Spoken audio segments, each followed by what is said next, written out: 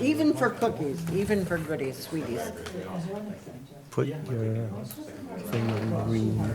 Put my thing on green.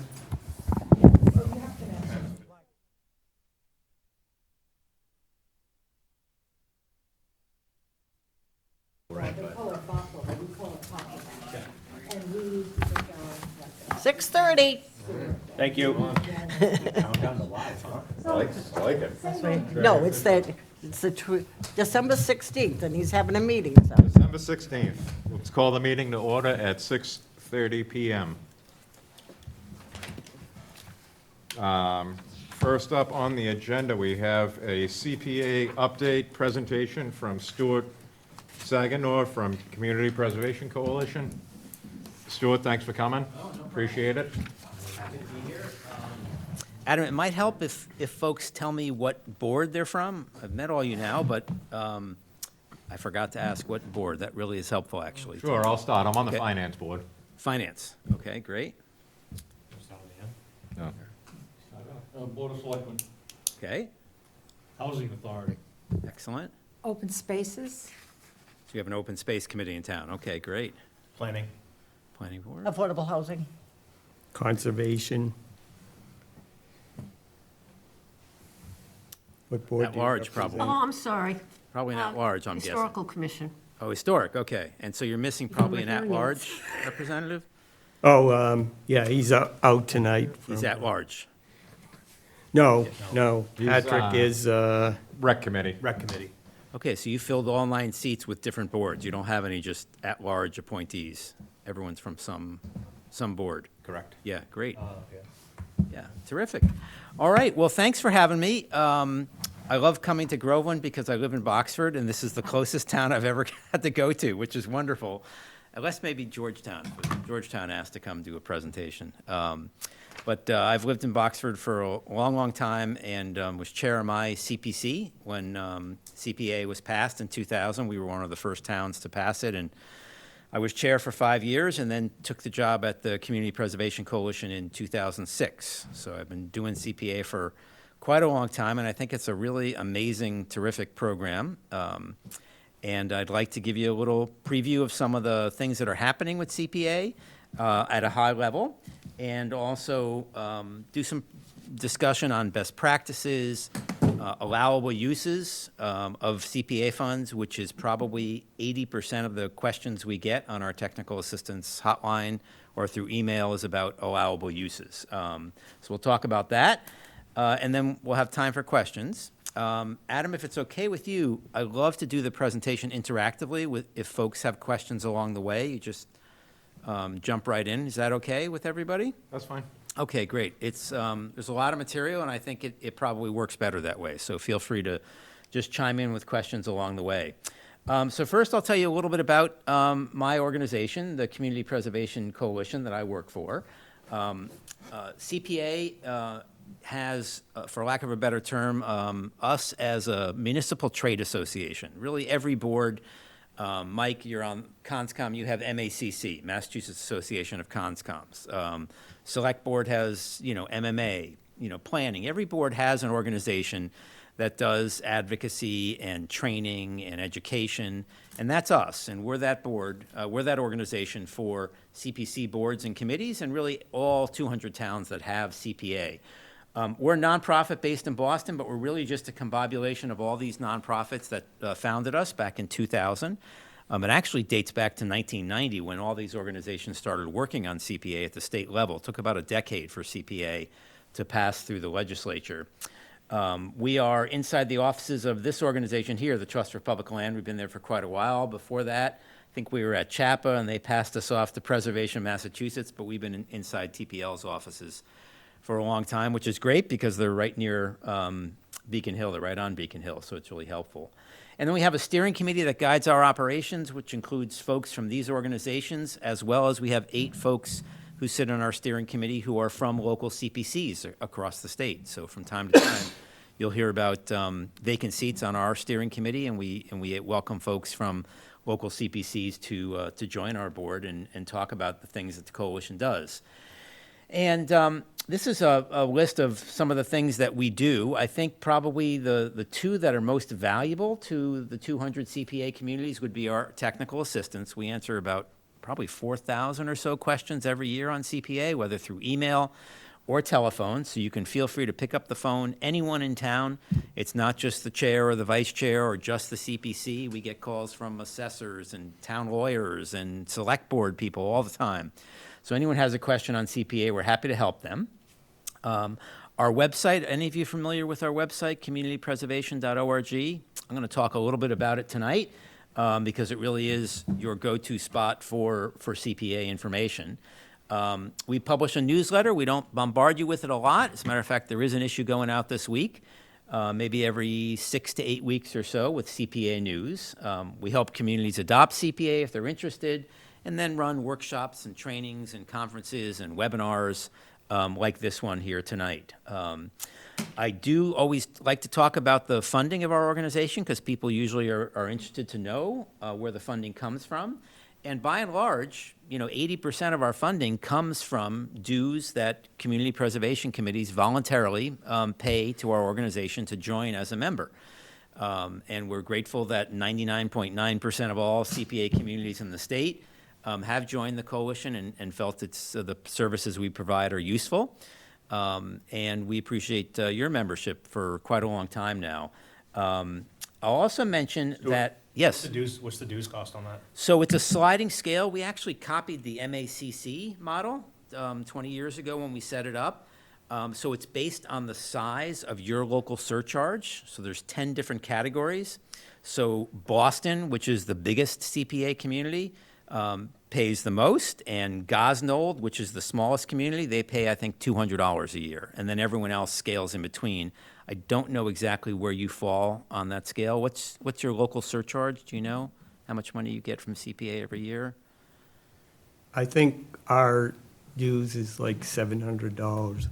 Yeah, I can't remember exactly. You're on the smaller side Look it up. because of your smaller town, right? Don't blink, you'll miss it. Yeah, yep. I'm familiar with that. As a matter of fact, my son said to me tonight, I said, he said, where are you going tonight? I said, I'm going to do a talk in Georgetown, in Groveland. And he said, oh, that's really far, huh? And I said, no, it's right over there. And he goes, no, Georgetown's that way. And I said, well, if you go past the edge of Georgetown, you're in Groveland. He goes, really? He You said, go by really? Inglesby, go 300 feet, and you're in Groveland. And that's the example I gave him. I said, you know where Inglesby is? I said, just go a little bit past, I said a quarter of a mile, past Inglesby, and you're in Groveland. So you're right, small town, but Boxford's not much bigger, so, I get it. I also want to mention these things right here. You'll see these in our presentation tonight. I call them bookmarks. Tomorrow morning, you're going to get a copy of this presentation by email. And there'll be about 10 of these bookmarks in there, and they will have a web address. And those are links to our website for more information on what's on that slide. So you'll get a copy of this tomorrow morning with the bookmarks. So this is a picture of our website, communitypreservation.org. And the part that I call attention to for CPCs is this one right here in our main tab, the Technical Assistance tab. And that opens up a very big menu that you see on the screen there. And there's literally hundreds of articles and pieces of information on CPA. Anything that you would ever want to know is in that technical assistance section for CPA. And that's for you as a member of the organization to look at all that information.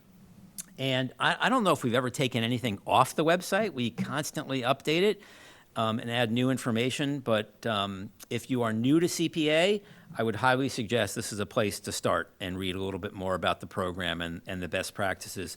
Just at the beginning to familiarize yourself with what's here, because then when a question comes up, you'll be more familiar with how to look through the website for the answer. There's success stories, best practices, samples of how other communities do CPA. There's a project database of every single one of the 18,000 projects that have ever been done with CPA on the website. There's statewide statistics. There's just a ton of information. You won't find anything on CPA on the the Commonwealth of Massachusetts website. There is absolutely nothing. They consider it to be a local program. They have no employees that work on CPA. The Department of Revenue tracks the trust fund money, and that's it. So there's nothing on the state's website about CPA. So really, this is the one place where you can get all the information, which is why we really spend a lot of time on the website, making it very dense and user-friendly for folks. So let's climb up to like 40,000 feet. I'll give you a quick synopsis of what's happening with CPA statewide, and then we'll dig into some of the best practices and allowable uses and things like that. We just hit 200 communities. There were 4 new communities that adopted on Election Day to bring us up to exactly 200. And that's over half the municipalities in Massachusetts now have CPA. But because we've gotten a lot of the cities in the past decade, now almost 2/3 of everyone who lives in the Commonwealth lives in a CPA community. A lot of the towns that don't have it are very, very small. I love this line right here, and I'm so thankful to Groveland for not making me take that out of my presentation. I never would have been able to say that again had the revocation gone through in the spring. So that's only the 4th time it's ever been on the ballot to revoke CPA, and the first time in over a decade.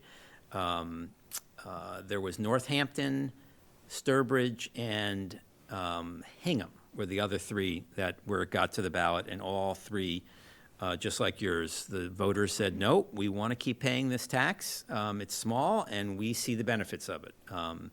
And so I don't think we'll be able to say that forever, but it's been 24 years, and we have never had a community revoke CPA. Every community that has ever adopted it has found it useful and wanted to continue.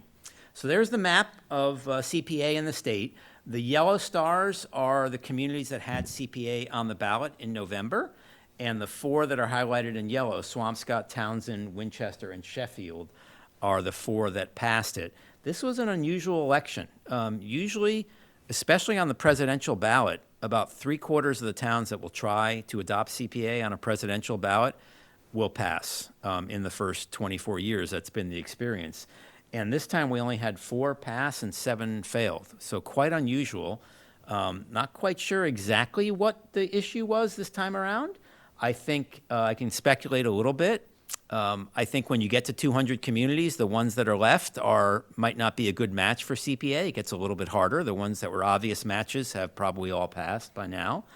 The second issue is there were 5, I think? Yeah, 5 statewide ballot questions that were really meaty. Do you remember those that you had to get through? And they were difficult to understand, and they were long, and we saw a tremendous amount of voters that never made it through those 5 statewide questions. And local questions are always after the state questions. So CPA was question 6 in all these communities. So the blanks are what we call down ballot drop-off. You know, the further down the ballot you go, the more people just abandon it and turn it in as is. So those might be a couple of the reasons why the success ratio was a little less this time around. We just totaled up the statewide statistics. We do that once a year.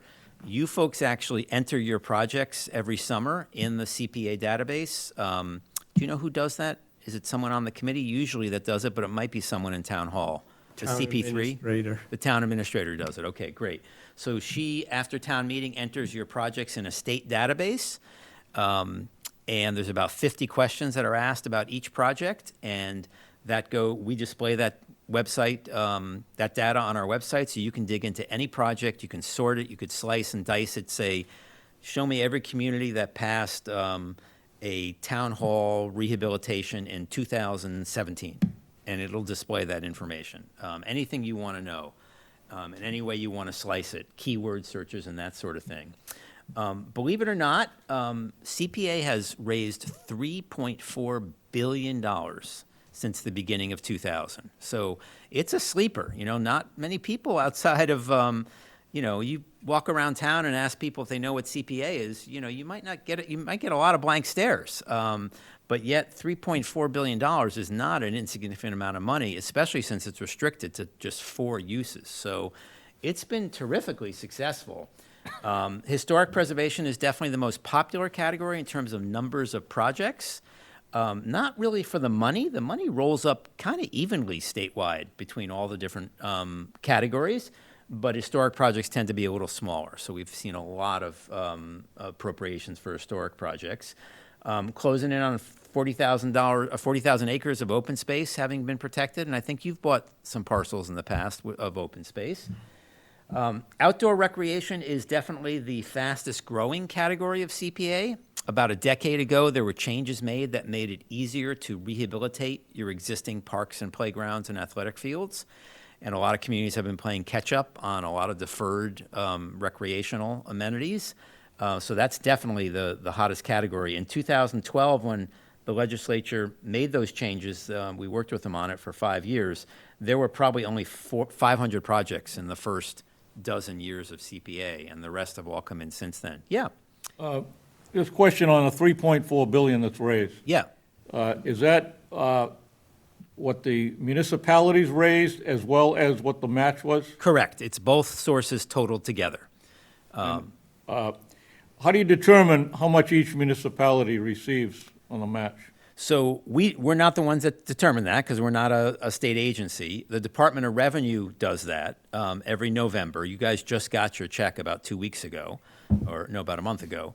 And there is a formula in the legislation that has never changed. It's the exact same formula that was there in 2000. And it has 3 rounds of funding. On the first round, they pay out 80% of the money in the trust fund. And they do a calculation and ask how much, we want to pay out all 80% of what's in the trust fund. How much can we give each community so that all 80% will be paid out? And this year, that figure, which we're going to talk about in a second, was 18%. They gave you 18% of what you raised locally on the first round. And that extinguished 80% of the trust fund. So Boston got 18% of 25 million, because that's how much they raise locally. Gosnold got 18% of $5,000, because that's how much they raise with CPA. So whatever your local surcharge is, you got 18% of that on round one. If you adopt CPA at a 3% surcharge, which you folks have 3%, right, Mike? Yes. You qualify for rounds 2 and 3, where the last 20% of the trust fund is paid out. So your percentage was definitely higher than 18%. I don't remember what it was. I could look it up for you if you want, but 38-ish. yeah, so you went from 18% at the end of round 1, and smaller and less affluent communities are favored in rounds 2 and 3. Round 1, everyone gets the same. Rounds 2 and 3, you have to be at 3%, and if you're small and less affluent, you get more money on rounds 2 and 3. So you could see you got more money on rounds 2 and 3 than you did on round 1. Whereas a wealthy, large community, let's say like Lexington, they might have gone from 18% to 18.7% at the end of round 3 because they didn't get that much from rounds 2 and 3. So it's kind of the equalizer rounds for communities just like Groveland. It did exactly what it was supposed to do. It got you a much higher percentage match. Yeah. How do they determine affluence? Is there a formula for that? Yeah, there is a formula for that too, and it's one that's used for a lot of other state grant programs and school and education aid and lots of other things. I don't know the details of how DOR does that, but they use something called the equalized property valuations. It has to do with they base it on your property values and as to how affluent you are, and then they also rank you on size. And so if you're really small and not very affluent, you're going to get a big bump on rounds 2 and 3. As a matter of fact, we had, I think, 11 communities that went from 18% on round 1 to 100% by the end of rounds 2 and 3, because they're really small, western part of the state probably, and not very affluent as compared to the eastern part of the state. Thank you. So, yeah, a lot of people think that the state changes that formula all the time, you know, like they do with all the other state grant programs, or that the state has control over that money, and they do not. It is a formula that's been in the legislation since the very beginning, and it's never changed. So, all right, good question. All right, so this is the part where we talk about the money. So it's like you read my mind over there in the corner. So you have, as we just talked about, two revenue sources. You have your local surcharge money, and then every year you get that annual trust fund distribution on November 15th. You also earn interest on the money as it sits in your accounts, and by law, that interest needs to be paid back into the CPA fund. So hopefully that's happening for you folks. You might want to check. I have found a few communities. Yeah, Mike? Should that interest be spread across the four? No, No. just goes into the general It fund? goes into the undesignated reserve account. And it's automatic. It's not something you guys vote on or do. It's when the town closes its books every summer, one of the things they do is calculate how much interest was attributable to the CPA balance. The money's probably mingled in an account with other free cash that Groveland has, but they can calculate how much of the interest they earned is attributable to your balance, and they pay that in automatically as part of the closing of the books, and they file a form called the CP2 form with DOR, which certifies that they paid interest into the fund, and it certifies a bunch of other things too as well. If you folks haven't seen the CP2 form, I highly suggest that you get a copy of that from your accounting department. It is the profit and loss statement on your program. It shows you everything you spent the year prior. It shows you the balances at the end of the year and all the reserve accounts. It shows you the interest that you earned. It shows you that the 10% were done, the 10% reserve accounts. It's a very useful form, and I often find that the accounting departments do not give it to the CPC, the people who could very much use that information. It's a snapshot in time. It's as of June 30th, the end of last fiscal year. But it is what DOR receives. It's due by October 31st. So it's done now for your town. And I would definitely ask for a copy of the CP2 and review it at one of your meetings and make sure that the town sends you one every year when they finish it as part of the closing of the books. So you can look it over and see if there's been any mistakes. And it'll give you a good idea of what you have in your fund balances too. All right, that's how some towns found that they weren't getting the interest. We told them, get a copy of your CP2 and make sure there's interest in there. And a few towns like Rockport found that the town just wasn't doing it. They just didn't know.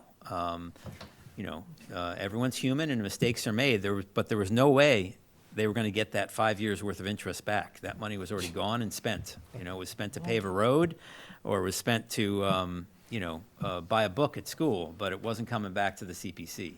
So it's good to make sure you're getting that. All right, so let's talk about the trust fund, because that is really the magic of CPA, is this trust fund. And a lot of folks think that the money in the trust fund comes from the state budget, and it does not.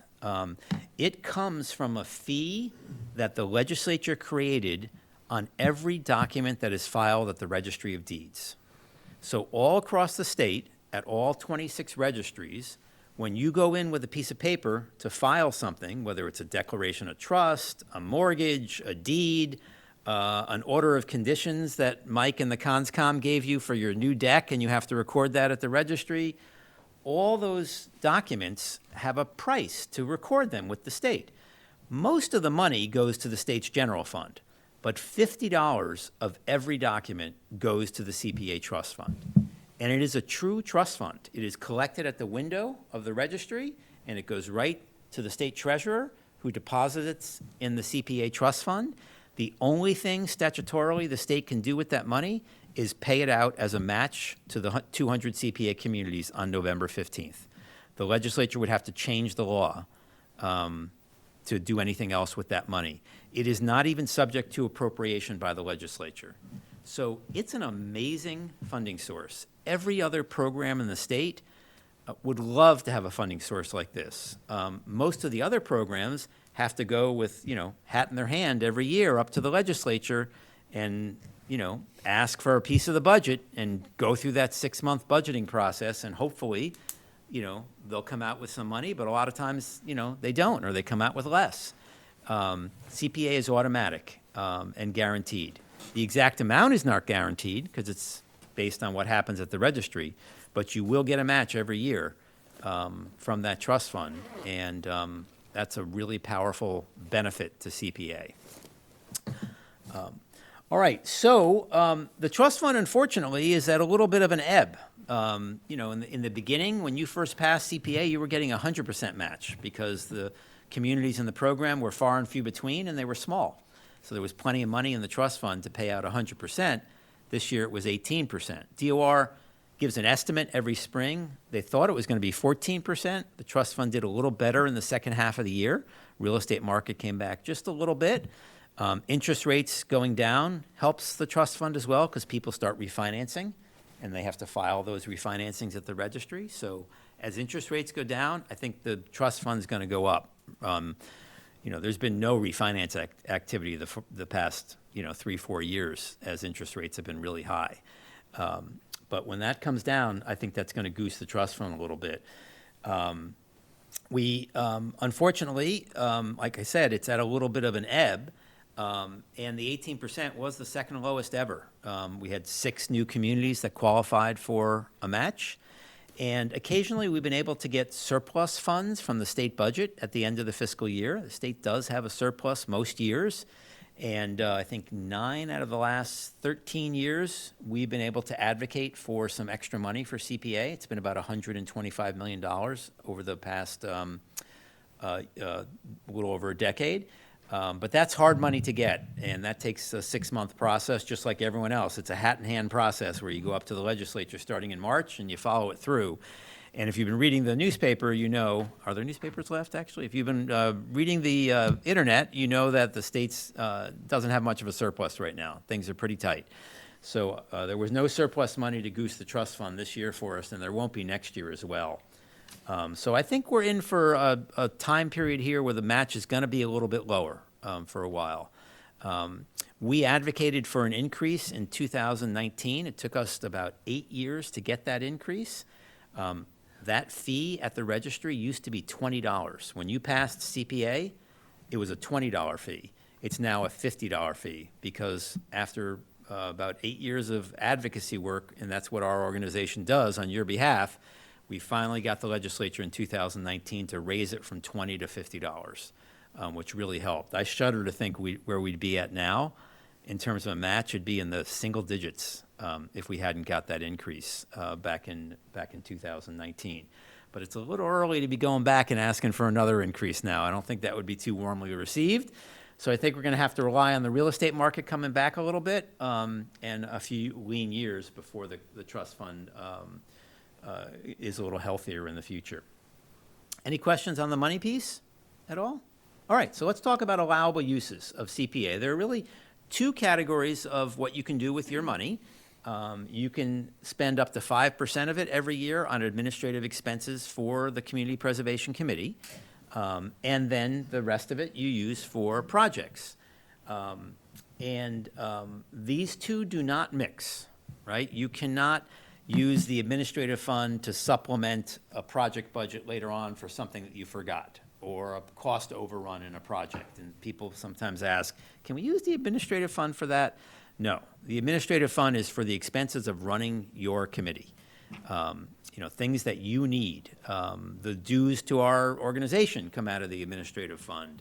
If you need someone to take minutes, if you have an event as a public hearing and you want to serve food to attract people to talk to you about CPA, whatever it is, it's usually not a lot. Very few communities spend the full 5% on administration that they are allocated to, but that does not mix with the project fund, nor can you use the project fund for sort of general expenses. It has to be a very specific project in order to be able to do that. So what are some of the things that your administrative account will fund? I'd say about 2/3 of CPA communities have a part-time person who does work for the CPC. I don't think you guys have ever had one, being a smaller town. There are, I think, 3 or 4 of the big cities that have a full-time person in their administrative staff. But a lot of committees that are your size, just do it themselves with help from the people who are already at town hall. If you need any professional help, if the ConsCon comes and they want to buy a piece of land for open space, the law says you need an appraisal. There's no money in the town budget for that appraisal. The CONSCOM doesn't have the money, so that's what the administrative fund is for. As you're doing due diligence, anything you're doing in terms of due diligence in your projects, as you're debating them and looking at them and making them better and talking with the applicant and getting ready for town meeting, any expenses that you might need are fair game for the trust fund. You can never pay municipal staff for their time helping you, unfortunately, unless it's a new person that's been dedicated to supporting your committee. But a lot of times we get a question, the town planner spends time working with you on your projects, town administrator spends time, the assessor collects the surcharge, but that's just part of their job. There's no way, there's a kind of there is a firewall between the CPA funds and the town's general fund, and the two don't mix. So that's one thing to remember for the administrative expense. A lot of times folks will come to a CPC and want to use your administrative funds, but folks don't apply to use your administrative funds. They're for your committee's use. Folks apply for project grants, but you can kind of always tell if an administrative expense is okay or not. If the idea is coming from someone else, of something someone else wants to do, that's not your administrative account. That's their administrative account. So a lot of times, historic commissions, who was the historic person? You don't have a budget for your historic commission, do you? No, most historic commissions don't. But if you want to do, a historic inventory or some educational programming or something like that, you might come to the CPC, but unfortunately, that's not eligible for CPA funding. It can't supplant, what the town should have given you as a budget. They just don't and CONSCOMs have a budget because you have a conservation agent, but not a huge one usually. So that's the examples of the administrative funds versus the project funds. All right, believe it or not, CPA says very little about who can apply for CPA funding. But we've had some, with 25 years of experience here in 17 or 18,000 projects, we've kind of developed some patterns of who applies for CPA funds. And the two biggest applicants, by far, are the municipality itself for things that happen on municipal assets, and nonprofit organizations. Those are the two largest, by far, as I said, largest users of CPA funds. I don't think the legislature, when they created CPA, actually ever considered it would be anything but used by the municipality on their owned assets. Because if you read the legislation, it says absolutely nothing about grants to private entities. And that's a big deal. To give public money to a private organization, there is definitely a right and a wrong way to do that. And we'll talk about that in a second. But, we have turned it into a program that has been really great to support nonprofits that are really the foundation of our communities in a lot of cases. These last three down under the caution tag, again, this is not from the legislation. This is just from, experience, knowing that there are three types of organizations that you want to be careful about. The first one actually is probably an absolute no-no based on the state's procurement laws. You can't give CPA money to a non-incorporated entity. So the Friends of Pulaski Park, if they're just a group of people who help out with programming at Pulaski Park, I'm making up the name. I know you don't have a Pulaski Park, but, that group is not a 501c3. You can't cut a check to them. Who are you going to give the money to, right? So non-incorporated entities, a lot of cities have neighborhood groups, and those groups, unfortunately, don't qualify for funding because there's no official corporation, even a nonprofit corporation, to give the money to. We've seen a little bit of privately owned historic commercial buildings, but you really wouldn't probably delve into that at all. It's usually in cities like downtown Lowell has these beautiful buildings with amazing facades going down the main street, and Lowell has a CPA program to help communities, property owners fix up their facades so the buildings look great, and it keeps the historic district and the character looking great. But there's definitely a right way and a wrong way to do that as well. And then the last one is religious institutions. So anyone familiar with the Acton lawsuit at all? we have, Mike's was around back then, we have lots of information on our website. We always thought that grants to historic religious institutions was great. I mean, these are beautiful historic buildings that are really the fabric of our community, right? The New England Green with a church on one end, that is really the makeup of our communities. And everything was great. There were probably 300 grants up until the town of Acton got sued around 2017, I think, by Citizens United for Separation of Church and State. And they challenged the use of CPA funds to fund historic institutions. And it's one of the few, I think only 3 CPA lawsuits that have gone all the way to the SJC, the Supreme Judicial Court in Massachusetts. It was kind of cool to sit at the Adams Courthouse in Boston and watch the Supreme Court justices, Superior Court justices, talking about CPA. I was like, whoa, we've arrived. But unfortunately, the program was being sued, so it wasn't great. And the decision wasn't great either. It really muddied the waters. It didn't clarify things. It made it much more confusing, frankly. So what we tell communities is if you ever get an application from a religious institution, you want to accept that application. You don't want to discriminate against them just because they practice a religion. You want to accept the application and then send it to town council and ask them if you can look at it and examine and fund it, and put the onus on the legal staff to figure out whether it's an acceptable application or not. Have you ever given a grant to a religious organization? Yeah. You ever got an application? No. But that's something that most communities have dealt with. And a lot of communities are still doing it, even based on the Acton lawsuit, based on town council looking at that particular application and saying it was okay. So, have you ever given money to a private project, to a non-town entity, a nonprofit organization? Never. Okay. Well, let's see. There Historical Society. Historical Societies is a perfect example. Very popular use of CPA funds. There are a lot of recreation organizations that do work on recreation assets sometimes. There's museums, private library associations. Usually in the historic category is where these happen. And the Historical Society is a great example. Do they have a building, Mike, in town? A historic building? Yeah, so that's a pretty cool asset of the, it's not owned by the town, but it's a pretty cool asset for your community. There's probably some great stuff in there. It's probably a neat building, and a lot of historical societies have asked for funding.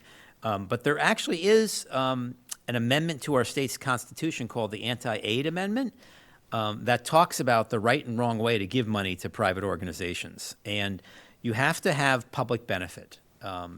The amendment is from 1850, and it actually says that you can't give public money to private organizations. That's what the Anti-Aid Amendment reads. It's one paragraph. It's pretty simple. But it's been interpreted in the courts in the intervening 170 years to mean you can't give public money to a private organization for their private purposes. But you can give public money to a private organization to perform a public benefit. So, for example, our town meeting over in Boxford, every year we give a small amount of money to the Help for Women and Abused Children's program, which is in Salem. And that's a private, nonprofit organization. But in return, they agree that if anyone needs their services, they'll take the call from anyone in Boxford because we have supported them, and they'll support anyone who needs their help in Boxford. So it's definitely public money. It's definitely going to a private organization, but it is performing a public benefit. And that's the analysis that you have to do to make sure you're complying with the Anti-Aid Amendment. If you ever get an application from a private organization, you want to have a discussion of what is the public benefit of this application. So, and we can help you since you don't do a lot of that. Next time you get one of those applications, or really anytime you get an application that you have questions about, that's what we do. So feel free. Anyone can send it to us, and we'll take a peek at it and give you some advice on it. All right. Anyone seen this piece of paper before? Okay, I got a couple nods. So This is a piece of paper that you can't do your job as a CPC member without. This is the allowable uses chart. And this tells you what you can do with your CPA funding. This is the visual representation of Section 5B2 of the CPA law, which is the paragraph that tells you what you can do with your money in these 4 categories of CPA. And it's a paragraph only a lawyer could love. Do we have any lawyers in the room here? Okay, so I can make fun of lawyers for a second. It's a very dense paragraph. You know, it says you can give money for the acquisition, preservation, rehabilitation, and creation of recreational land. And it just goes on. And I'll be honest, you know, when I was chair of my CPC in 2001, you know, I don't think we really understood exactly what we could do with our money. It was the wild, wild west back then. And then DOR came out with this allowable uses chart in about 2004 or so, probably right around the time you joined. There is an official DOR version that has definitions around the edges. This is sort of a simplified version. If you want the official DOR version, you can go on our website and you can get that. And then it was like, you know, we finally all understood what we could do with our money. It made it easier. It's still not easy. Allowable uses are really hard if you're going to really put the time into doing it right. It's easy to just look at a project and say, yeah, that sounds like a CPA project, you know, replacing trees all over town, you know, on streets, street trees, that sounds like a CPA project. Well, it's not recreational land, it's general municipal land, it's transportation, you know, streets. It is not eligible for funding. So if you're going to really dig into it, you're going to need this chart to be able to help you figure it out. And then you still might need some help, and that's what we're here for, or your town attorney is here for. All right, so how do you use this chart? You know, part of it is pretty simple. We all know that these are the 4 restricted categories of CPA, right? CPA is a restricted fund, can only be spent in these 4 categories. And these 4 categories, they have definitions of what they mean in the legislation. CPA legislation is not very long. It's only about, I think, 15 or 17 pages. I'd love for all of you to read it. Don't do it late at night when you might fall asleep. But if you can't read the whole thing, I would encourage you to read Section 2. Every state law starts with definitions, and the definitions are where the rubber meets the road. And so there's definitions of all these words: open space, historic, recreation, acquire, create, preserve, support. All these words have very specific definitions, and that's in Section 2 of the law. And that really is, those are the words that are important to really understand what they mean. You know, what does it mean for something to be historic? Does it mean just old? No, there's a very specific definition. It has to be a building, structure, vessel, real property, document, or artifact. It has to be one of those 6 things. And if it is one of those 6 things, furthermore, it has to be on the State Register of Historic Places, or your Historic Commission has to take a vote to deem it significant in the history, culture, architecture, or archaeology of Groveland. Those are the only assets that you can fund. Those 6 things that are either on the State Register or that have received the blessing of the Historic Commission as being significant. So there's an example of how important the definitions are, and how you really can't make a proper allowable use decision on an application unless you dig in that way. So we all know the 4 categories, though. That's pretty easy, although we might not know the nuances of the definitions. But this is the part that trips a lot of people up, and some folks don't even realize it. You have to be able to describe the CPA project and what the money is going to be spent on by one of those 5 verbs. If you can't find a box on this chart with the word yes in it, then it is not eligible for funding. You have to be acquiring something, creating something, preserving, supporting, or rehabilitating. And again, there are definitions of what those things mean in the CPA legislation. And not even every, verb is available in every box, right? I love this one. The legislature made sure that you couldn't create anything historic. Like, that was terrific that they got that right? That was great. But you can't fix up, you can't rehabilitate your housing authority units unless they were built or acquired with CPA funds, which they probably were not, right? And you can't do any work on your conservation land except the conservation land that you purchase with CPA funds. So there's some nuances here that are really important to understand when you are looking at CPA projects. So let me step through a couple of examples of how you use this chart and what things are important to look at. So the first thing is, do you folks require everyone to submit a budget with their application? That's the most critical part of the application. And it's not good enough for them to say, building the park, contractor, profit, and plantings. It really needs to be detailed. People make the mistake sometimes of describing the project. That's not really what you're interested in, although that's very helpful to understand it. What you're really interested in is, what is the money actually going to be spent on, right? So rehabilitating a historic building, that's great.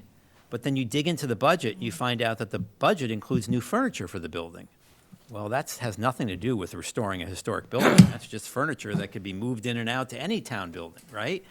So it's great that you've described the project as rehabilitate a beautiful historic building, but when you dig into the budget, you find that there's furniture or a flat screen TV with a directory, hanging on the wall in the lobby. Well, that's not historic rehabilitation, right?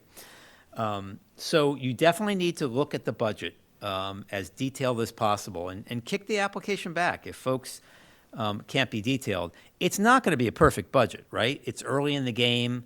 The project hasn't been bid yet.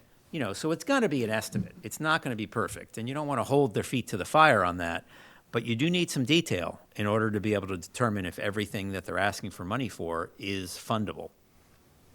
And then the next thing you want to do is take each line item in the budget and find the box on the chart that justifies that expense. So if it's rehabilitating a historic building, are you acquiring that building? No, you already own it. Let's say it's a town historic building. Are you protecting it from injury, harm, or destruction? Maybe, if the ask is for a sprinkler system or a fire alarm system. But by and large, you're probably rehabilitating that building in some way, right? And so there's your box that justifies the project. So that's how you use the chart. It's really combined with the budget. And you want to avoid, the last tip is you want to avoid what we call in the office verb shopping, right? The way to use this chart is you want to find the verb that best describes that project, that truly digs into what that expense is going to cover. And you need to live with what's in that box, right? So if you receive an application to create trail maps for town conservation land, you're not acquiring, let me do it in reverse. You receive an application for trail maps. What you're really doing there is supporting the open space category, right? Maps support the people who go hiking on the application, on the conservation land, but you can see support is not eligible. So what folks do when they do verb shopping is they land on the verb that really truly describes the project, and if they don't like what they see in that box, they go shopping for another verb, right? Let's see if we can find another verb that makes sense for us. And that's not the way you use the chart. The legislature wouldn't specifically have excluded support if you could, call it preservation. So that's the key for using that chart. All right, so let's give you two examples, unless anyone has general questions on the allowable uses. Excuse me, we're going to have access to this, Yes, tomorrow morning. Adam had given me, or Mike had given me, someone had given me an updated roster, maybe Rebecca. Is Rebecca your town manager? Yep. Is that the name? Thank Someone, you. I do have a current roster very recently within the past week or so, so you'll all get a copy of this tomorrow morning. All right, so let's analyze a project proposal. Let's say the select board applies to the CPC to do some work on a town-owned historic building. They want to do some facade repairs, water's infiltrating, the brick needs to be repointed, and some of the bricks are spalling, and it needs to be waterproofed. It needs repairs. And the boiler is 40 years old and is failed 4 times last winter, and they don't really think they can get through another winter with that boiler. So 2 things they want to do in a town-owned historic building. All right, so the first question you ask yourself is that building a historic asset that is eligible to be funded? So there's those 6 things, right? Is it a building, structure, vessel, real property, document, or artifact? Yes, it is. It's a building, right? So you're good there. Now, you have to check, is that building listed on the State Register of Historic Places? And we have a link to that on our website if you want to go look at the Mass Historic Commission register. The building owner might know that, you know, if it's under control of the Historic Commission or the Select Board, they might know whether it's on the State Register, because there would be requirements for that.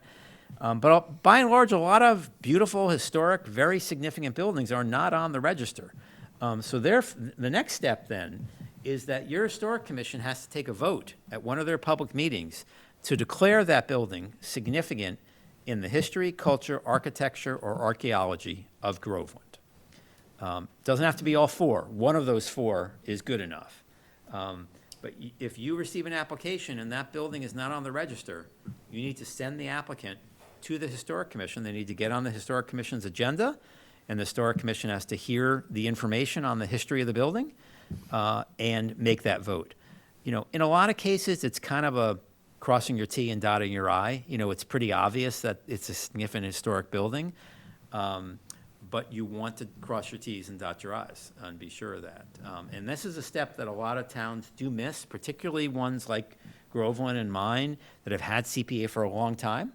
And we, you know, sometimes have missed this step. I don't know, does your Historic Commission do this on historic applications? We haven't had any. Yeah, okay, so that would be one reason No. why you haven't done it, right? We have done that, In the past, yeah. yeah. Yep, you know, it's been a while ago. So, so that's an important practice to continue, which you're already doing. All right, so the building qualifies. Let's say it's on the State Register, or let's say they've gone to the Historic Commission. So that step 1 has been passed. That was before my time. Now you go back to the chart, right? And so you look at the budget and you find out what are we going to do with this money? And you go to the historic column right here. Are we buying the building? No, we already own it.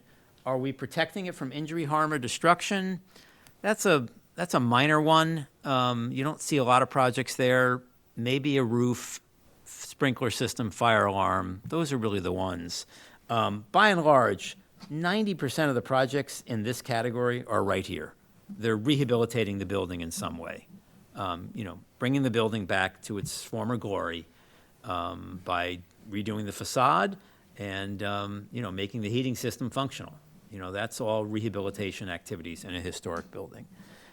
So you've got a box to describe the project. And then the fun begins, right? I can't tell you how many times we come across someone from a CPC that says, oh, if it's legal, we send it to town meeting, right? And the answer is no. You know, if the only bar for a project to go to town meeting was that it was legal, you wouldn't need a 9-member CPC, right? They would have set up the program that the town lawyer reads all the applications, and if they're legal, he sends them to town meeting to vote on. You know, your committee is really the decision maker on what projects are a priority. Not everything that comes into you, because sometimes you'll get more applications than you have money. Most CPCs do get more applications than they have money. So it's an awesome responsibility to try to look through these projects and figure them out. And just because something is legal does not mean it's going to town meeting, right? It has to pass your scrutiny. So you want to look and say, you know, does it fit our CPA plan? Hopefully you have a CPA plan. That's another step that gets missed a lot from early communities. Do you have a CPA plan? That might be something you want to catch up on. We have a whole page on our website about CPA plans. They are required by Section 5 of the law that you have to have a CPA plan, and you have to update it every year, and you have to have a public hearing every year as part of the process. You probably do a public hearing, right? Yeah, most communities didn't miss that, but a lot of communities early on, we do find have missed that step of having a CPA plan. And the reason you have that plan is to fall back on when you have more applications than you have money, or when you have someone applying for something that's really not a great project, and you're like, well, look at our plan. We didn't uncover a need, for that. And so we're not going to fund it. We have other things in this plan that we uncovered that were needs for the community. So it's great to have a plan, because it gets you out a lot of jams where people are pushing really hard for a project that might not be that great. So you're looking at your plan. You have to examine the other applications in that funding cycle, right? You're weighing one against another, what things are a priority and what things are not. A lot of times you'll get applications that aren't ready for prime time. Has that ever happened to you before, where someone comes in with an idea, and it might be a great idea, but it's just not ready? It's just Yeah, not. oh, yeah. No one has, vetted that with the board that controls that piece of land. No one's talked to the select board if they control it. There's no idea of what the cost is going to be. It's controversial. You don't want to get ahead of a controversial project. That puts the CPA program in the crosshairs. You want to get it worked out, and then they come to you when everything's worked out. So, a lot of times you're going to reject those applications because they're just not ready yet. You want really solid applications before you go to town meeting, because that can hurt your CPA program too if you're constantly coming to town meeting with projects that are really not, formally vetted, and there's a lot of questions and people get frustrated. A lot of CPCs won't fund 100% of every project. They want to make sure that the applicant, particularly if it's a private organization like the Historic Society, is seeking other funding sources and not relying on CPA for the whole thing. So you don't have to recommend a project just because it's legal. There are lots of things that you do during your due diligence phase. So that's the first example, and that project qualified. And now I'll do one much shorter, a project that doesn't qualify. Yeah. Just to follow up on what you mentioned about the committee doesn't have to approve every project. And what's happened here in the past is very seldom does a committee not approve of a project, but sometimes they do. Well, then they get a citizen's petition to bring it before the town meeting and to vote on it, which basically bypasses the CPC committee. That's not allowed. No, that doesn't happen. Yeah. The- That's actually illegal. No. For town meeting to vote on an expenditure of CPA funds, you folks have to recommend that. We've never done that. Every project that's ever gone to town meeting has been approved by this committee. Yeah, if that had happened, that would have gotten caught by your town council in a second. That is one of the bedrock foundations of CPA, is that town meeting can't vote on anything unless you first recommend it. Conversely, you can't spend any money on your own, right? Everything that you recommend, town meeting has to approve. Even your administrative budget, that small amount of money that you have for things you might need during the year, they have to approve that at town meeting. They have to give you that budget. Then you guys can spend it, by a vote just of the committee. But it does have to go through this board first, and you have to recommend it for it to go to town meeting. Sometimes we've seen communities get caught up in, they're getting a lot of pressure and politics involved. There's politics in everything, and pressure. When there's money on the table, pressure comes. And we've had communities, where the select board has put something on the warrant without getting approval of the CPC, while they're still kind of pressuring the CPC to do it, and they put it on the warrant, as a means of, because that's a pretty effective pressure, right? Everyone sees it on the warrant, and like, why, what's going on? Is the CPC standing in the way or whatever? And there's probably nothing that can be done to stop that, but if you haven't voted by a majority vote at your meeting to recommend that, when the moderator got to that project at town meeting, he would have to declare it out of order and pass over it. At the time the moderator calls a CPA article, an appropriation for a vote, there has to be a recommendation from you folks. Does that help? Yes, thank you. Okay, great. All right, so let me do another project, much shorter. That's a no-go.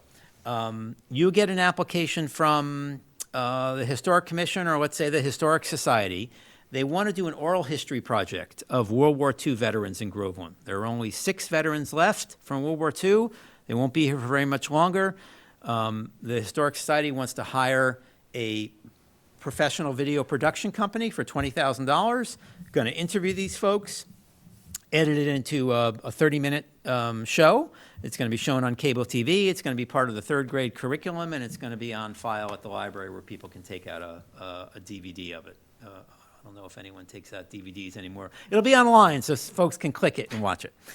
All right, so the budget is $20,000 for a video production company to produce this. Pretty simple budget. All right, so you go through the chart, right? In doing this project, are you acquiring a building, structure, vessel, real property, document, or artifact? No. Nope. Are you preserving one of those things? The definition of preserve is protecting it from injury, harm, or destruction. Very simple definition. You're not preserving it, and you're not rehabilitating one of those 6 items either. Project is not eligible for CPA funding because it doesn't have a verb. In fact, if you were being honest with yourself, or if the applicant was being honest with themselves, the verb that best describes this project is support. This video will support historic, efforts in town and support the history of the town, but support's not allowed in that category.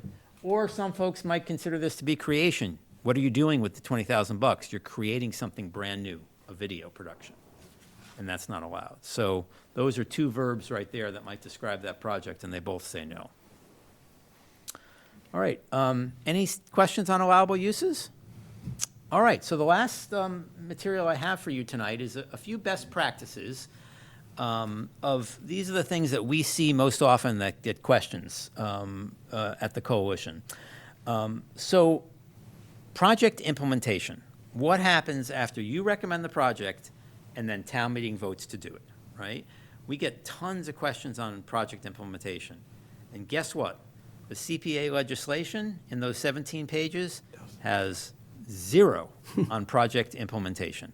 Projects get implemented the same way any other municipal project gets implemented. It absolutely, every project you do on a public asset requires procurement laws. You have a chief procurement officer, probably Rebecca. I'm guessing in small towns, usually the town manager is the chief procurement officer. And she makes sure all the bidding is done properly and that prevailing wage is being paid. Every CPA project that's going to be improving a town asset, a town field, a town building, requires prevailing wage and procurement and has to go through Rebecca's office. So you want to involve the chief procurement officer, the CPO, early on in that process, because after town meeting, the project can't happen till it goes through the procurement process. And it has to pay prevailing wage, and if it's over a certain dollar value, it has to be bid as well. Grants to private organizations are a little different. The state procurement laws do not generally apply to doing private projects. You're just giving a grant to the Historic Society to fix up their building, let's say. Do you remember what that project was, Mike, a long time ago? It was both town buildings, so they had to follow the, Oh, so I was talking about the Historic Society one. yeah, but they didn't own the building. No, we rent it. What's that? We rent it from the town. You rent it from the town. Okay, yeah, so even though you rent it, that's a public project. So we've never given any money for any private. You haven't, okay, all right, so we won't spend any more time on that. So the Historic Society was the Energizer Bunny on that project, but it was actually a town project. So I'm assuming the town, whoever does building projects in town, was the one who actually supervised that and did the bidding and all that, right? Yep. So, most towns of your size, I think the project implementation really varies. If you are doing a recreation project, you don't have, you probably don't have a parks department with employees, right? In our town, it's the DPW who does all the work on the fields and the parks and that sort of thing. So they, it might be a little difficult to figure out exactly who's going to be in charge of a project in a smaller town. In a bigger town or a big city, it's really clear. And it's not usually the CPC that is implementing the project. It's usually a town board or a town department or a town employee who's implementing the project. In smaller towns, sometimes there really isn't an obvious candidate, and the CPC might decide that they want to take a more active role in that project. But you would want to be clear about that in your recommendation vote at your meeting and in the warrant article. You know, something like said funds, let's say the town clerk was doing some work on some important historic documents from, what did I see on this logo right here? 1630, right? That's pretty cool. There might be some stuff in the vault from the 16 or 1700s, right? Although no, probably because you were part of Raleigh, so you'd have nothing back then. Even 1850, right? The charter in 1850 is in your vault, and it's fallen apart, and the clerk applies for funding to rehabilitate that important historic document. I went so long on that, I forgot where I was going. What was the point I was making? Who was Help me. going to manage it? Oh, who's going to manage the project? Very good. Thank you, Mike. You know, we had that project in our town, and our town clerk, you know, that wasn't her area of expertise at all. So when the CPC recommended the project, in the warrant article, it said funds to be expended under the direction of the CPC and the town clerk. You know, she was very honest. She goes, I want to do this. This is an important document to our history, but I don't really know how to do this. don't have a lot of expertise, and I don't have any staff, and I don't have time. And so we said, okay, well, this is a great project. Thank you for bringing it to us. We'll help you, right? But because it's not the norm for the CPC to be the operational board on project implementation, if you want that to be a condition of your project, you got to be very explicit about it and put it in your recommendation and put it in your vote at town meeting. Because the norm is that the projects are done by the way that all other projects are done, by that department, board, or committee. Does that make sense? That's, you know, a lot of things on CPA are not science. They're a little bit more of an art. And who's going to do these projects is sometimes a little bit of an art. All right, second best practice, grant agreements. I'm not going to spend a lot of time on this because this really applies to private projects. Anytime you're giving public money to a private entity, you want to sign a contract with that entity because you have public money going to a private entity. That's a big deal. So those are called grant agreements in CPA world. If you ever do have one of these projects come up, we have sample grant agreements on our website. As a matter of fact, most of the things you have to do, don't spend the time creating it from scratch. There might have been, you know, 150 CPA plans written before you, and we have the best ones on our website, and we even put them in Word format so you can download them and take the best pieces of it, you know, so that, you know, you don't have a CPA administrator, you're all volunteers, you don't have a lot of time to write a CPA plan, you know, lean on the website and the examples of what other people have done before you. So same thing with grant agreements if you ever need those. When you're buying something with CPA land, when you're buying land with CPA funds, it's really important to be deliberate about what you're buying it for. CPA is, at its core, it's a land protection act. That's what it started as. It was based on the land bank on Martha's Vineyard, Cape Cod, and Nantucket, which was a funding source to buy land to protect it. That's what CPA started as.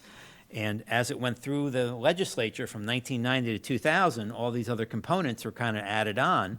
But at its core, it's a land acquisition program.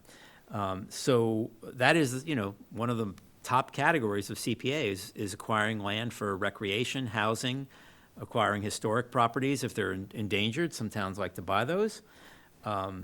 And you want to specify exactly what you're doing, because these things get muddy sometimes if you're not clear about why you're acquiring the land.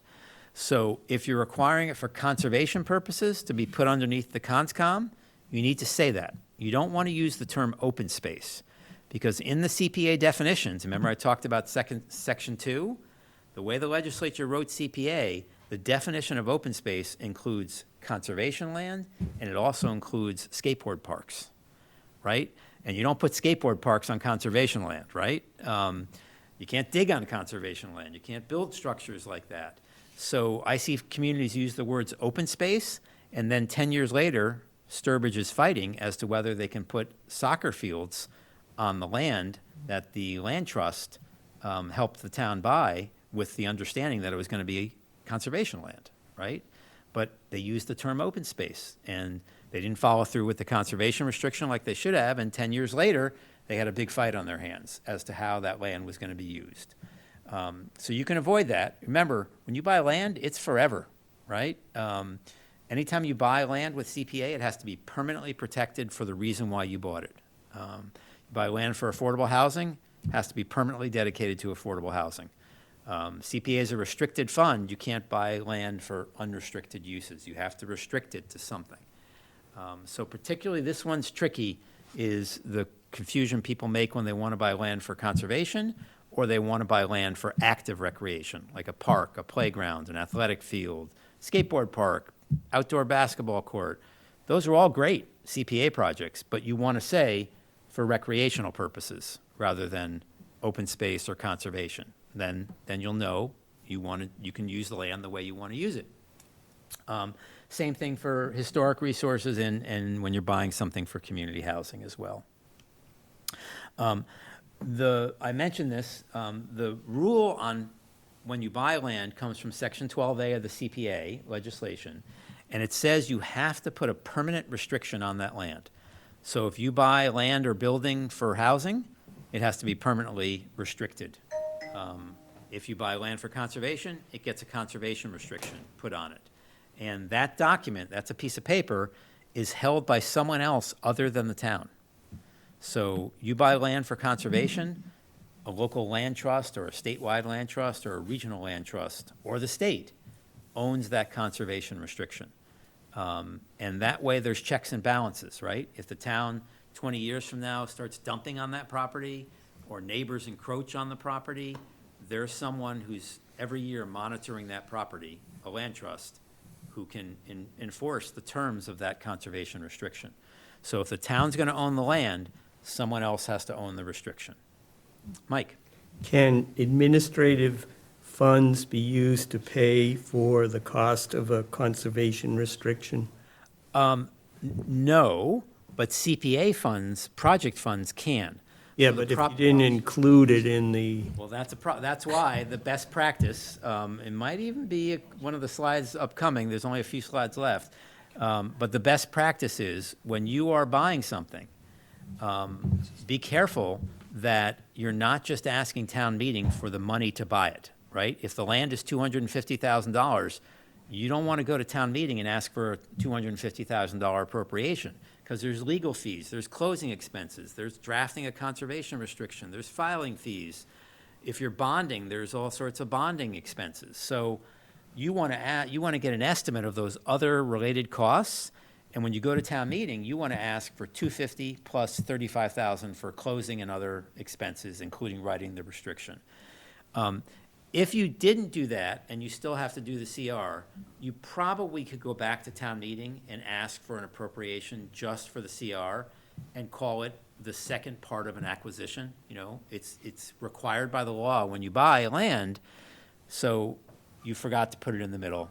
You can go back to town meeting, but it's not an administrative expense. That's for running the committee. That's not for projects. Remind me of the So, 17 acres he wanted. all right. From St. Pat's. Recreational land. So if you're buying land to use for parks, playgrounds, athletic fields, skateboard parks, that's what CPA funds are for. Guys are a little, But those, not even if you're buying land, if you're also just spending money on fixing up a park, a playground, an athletic field, you have to make sure that those parks, playgrounds, and athletic fields are on dedicated recreational land. CPA fund is a restricted fund. It's to be spent on land that is restricted to the purpose for which it was acquired. If the land is unrestricted land under control of the library trustees or the Board of Selectmen, that's not CPA recreational land. You can take a town meeting vote to convert it to recreational land, and then it's covered under what we call Article 97. That's fine. But when you're asked for CPA funds, you want to make sure that land is permanently protected to recreation. Because if it's not, there's some work to be done before you can fund anything on that land. So, how do you tell if something is permanently protected to recreation? If it has a conservation restriction already on it, then absolutely, that's permanently protected. If it's under whatever board or committee in town controls parks, if it's under their what they call care, custody, and control, then it's dedicated recreational land. If it's under the select board's control, and they're not functioning also as the Board of Park Commissioners, which some small towns, the selectmen are also the Board of Park Commissioners. If it's under the select board's town, or the library wants to build a playground behind their property, under control of the library trustees, that's not dedicated recreation land. That's library land. It's got a building on it. It's a building lot. As soon as the library wants to expand or build a parking lot, your playground is going to be gone, right? So, but if it's under control of the Parks Department or whatever board or committee controls parks in your town, then it's automatically qualifies. Sometimes you have to go back to the town meeting vote that bought that land and see what it said. If it said it was purchased for recreational purposes, you're golden. That's permanently protected. The town can't do anything else with that very easily. And then sometimes there's a town meeting vote that was a transfer of land. Towns transfer, every time the board or committee that controls land changes, there's a town meeting vote to transfer care, custody, and control of this former school that we don't need anymore to the Board of Selectmen for use as a town hall. Was this a school at one point? Or No. A lot of towns have their town halls in former schools. Yep. And there was a transfer of, from the school committee to the Board of Selectmen at one point. And if you've got that kind of transfer to a Board of Parks Commissioners or whatever board or committee, you're good to go. And if it is general municipal land and you do want to put some recreational assets on it, that's all you need. You would need a vote at town meeting to declare the land dedicated to recreation under control of whatever board or committee is under control of. So this is a nuance that a lot of folks miss. And the reason why it's so important is we have an amendment to our state's constitution called Article 97 that provides permanent protection for all recreation and conservation land in Massachusetts. And if towns want to do something else with that land, there is a very elaborate and onerous process, as there should be, for them to get permission. It requires a 2/3 vote at town meeting. It requires a bill to be filed at the legislature. It requires a 2/3 vote of the legislature. And then it requires the town to put twice the acreage into permanent protection of what they're taking out of permanent protection. So it's not easy, because of Article 97, to change and take away open land in Massachusetts. That's how we keep every piece of land from being built on and developed. There's a tremendous value to having open space. And Article 97 is what protects all our open space in Massachusetts that is municipally owned. So you want to make sure you're putting your money on Article 97 land, so that playground's going to be there forever. And even state grants require that. They require the land has to be under care control of the Parks Department or Commission dedicated to recreation, which is what that law is. And then the last thing I have for you tonight is on housing. Housing is the most difficult category of CPA for most communities. I'm guessing it's the most difficult category in Groveland. I know in my town it's hugely difficult to build affordable housing. Housing is expensive. It's politically charged. It takes forever. It takes red tape, for years before you even put a shovel in the ground. Housing is tough, but it is part of CPA. And we are seeing a lot of pressure now from folks who are not happy with the progress that some communities in CPA have made with housing. Some communities are doing great, but it's uneven, right? My town has never built a unit in 25 years with CPA funds. We've tried a town meeting 6 times. We've failed. And I'm guessing you're kind of in the same boat here in Groveland. But the time is coming where we're going to have some changes to the program forced on us if we don't all pay attention to the housing piece. It should be your top priority. It is the top priority of the state right now. We just do not have enough places for people to live, market rate or affordable. CPA can only work on the affordable piece. There have been a couple studies done recently that have been very unfavorable to CPA, unfairly so. They've cast a wide net and said the program doesn't do enough housing, when that's not true. it's certain communities that are not holding up their end of the bargain. So we may see, the next session begins in January. The filing deadline for bills is the third week in January. I hope you don't get an email from us saying that someone has filed a bill to make dramatic changes to CPA to goose up the housing piece of it, because we're facing a lot of static right now on that issue. So it's an important message we're giving to everyone is you want to hopefully, if you don't have any applications coming in for housing, dedicate a meeting to what can we do about housing, and bring in some experts, bring in some developers, bring in Habitat for Humanity, dedicate an entire meeting to getting going on housing. Because unfortunately, it's not good enough anymore for CPCs to sit back and wait for the housing applications to come. Because in a town like Groveland, they're not going to come, probably. Have you ever even had a housing for new units, new development of housing? We had one. You did? Awesome. Yeah, in fact, a couple of us were waiting to meet with the contractor about a piece of property up off of School Street. And he landed another job in another town, he never showed up. Oh, my gosh. So what's that land now, Kim? Just bare land, Oh, it's still available. yes. Yeah. So, But he hadn't addressed the issues of access to sewer. There was a lot of issues on his original proposal that were way too vague. And I can't remember who I was sitting with the committee. Was it you, Mike?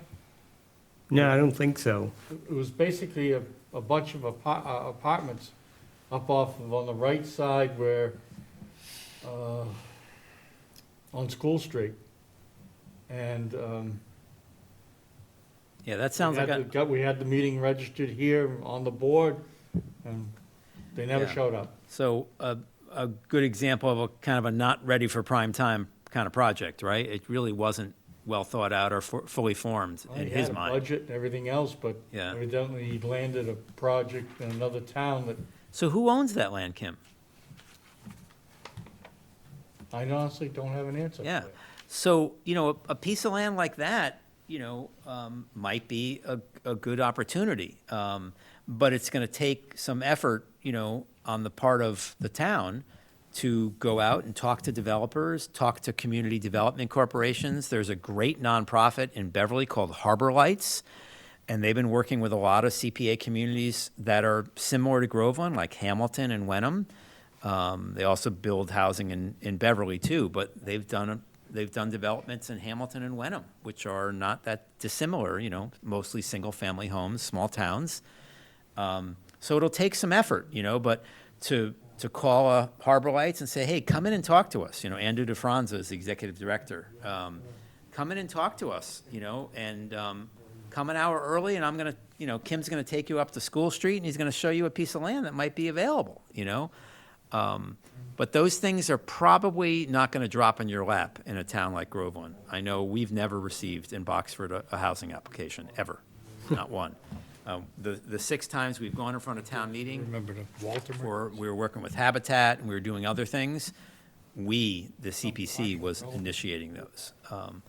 But, a lot of towns don't, every town project has to be approved at town meeting, and these didn't fly. They're trying again this year in Boxford. They have a 12-acre parcel right in the center of town that they'd like to build some affordable housing. And they have a good plan coming together, and I hope third time's a charm at town meeting, because 2 of those failures were on that property.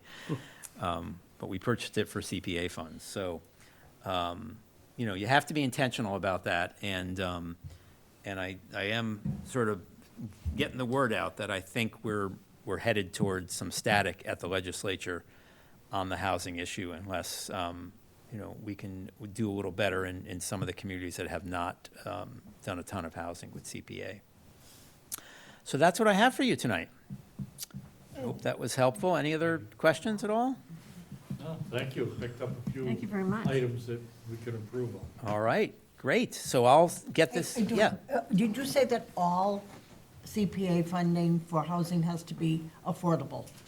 Yes. It can't be mixed, it's all affordable? No, it can be mixed. Okay. There's mixed income, which means some of the units are affordable and some of the units are market rate. And there's mixed use, which means there's stores on the first floor and affordable housing on the second floor. Those are both okay, as long as the amount of CPA funding that's going into the project is proportionate to the amount of affordable units that we'll have, right? So if it's a $10 million project and 5 million is gonna build, 50 units of housing and 5 million is gonna build stores on a big first floor, you could put in up to half that project. You can only support the affordable units. But you can support affordable units in a mixed In a mixed, income okay. or a mixed use development. But they've got to stay affordable units. Correct. Just like everything we've talked about tonight, CPA assets are permanent. So there would be a permanent affordable housing restriction. Towns don't usually own the housing themselves. A developer will own it, a condominium association will own it, an individual homeowner will own it, a real estate management company, Habitat, someone else usually owns the housing. And so you folks would own the restriction. That would be an asset of the town. The housing restriction would be written to the benefit of the town, and the town would ensure that when the unit changes owners or changes renters, if it's a rental, that it's going to another affordable person. So it is permanent, and it's backed by a piece of paper called the housing restriction that the town holds. Groveland happens to own all its own. What's that? Groveland owns its own senior housing. Oh, really? Not the housing authority property? The housing authority property technically belongs to the town of Groveland. Really? Now, my understanding was that all housing authority properties were technically owned by the state, that the housing authority was the state agency. House, you got 58 units out back here, was built with money from the town of Groveland, So does 1984. the town fix those units and do maintenance on those units and? Well, it's basically No. under HUD. So it's supported by HUD. And, Right. but it's technically Groveland property. Sometimes the property is owned by the town and there's a ground lease with the housing authority to run the units, but I've only been on the housing authority for 4 years. I Yeah. don't have that answer. yeah, it goes way back, I'm sure. Oh, yeah.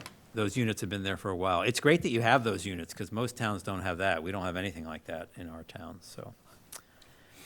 All right, Adam, I turn it back to you, and you'll all get a copy of this tomorrow morning with those bookmarks, and any other questions, let us know. I gave you all my card. That's great. I love Groveland, I'm right next door, and I'd love to help you, have great success with your CPA program, so don't be strangers. Happy to help. Thank you. Thank Appreciate you. it. All right. Thank you very much. Very helpful. I think you were very knowledgeable. There was a lot of things that I learned from what you spoke about. We appreciate you coming and explaining Great. everything. I'm You happy. can just ship Benson's ice cream over here. Yeah. We definitely will. Well, you have, no, that's in Bradford, isn't it? Is Carter's in Bradford?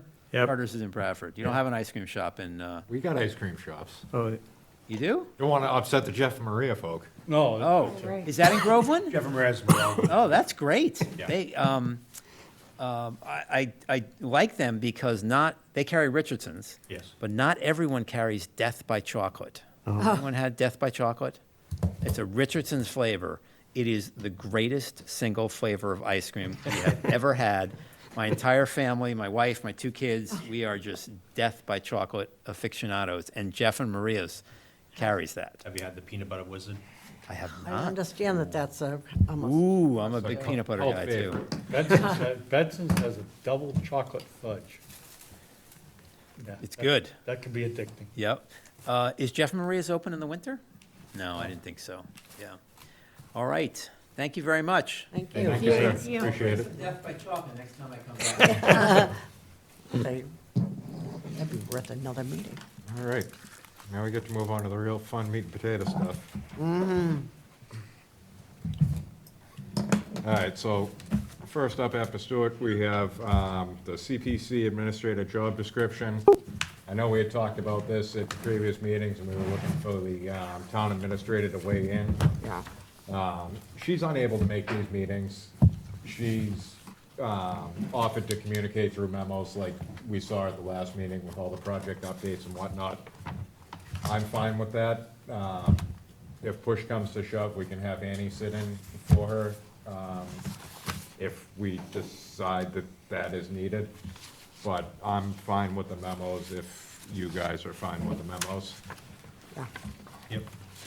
Until it becomes an issue, but, so I asked her take on the CPC administrator, and she says what she's doing right now is not a very heavy lift for her office. She's got plenty of bandwidth to handle it, and that we may not need this at this time. I tend to agree with her, but I would like to open it up for discussion if anybody else has anything they'd like to say about it. I would love that we have somebody even,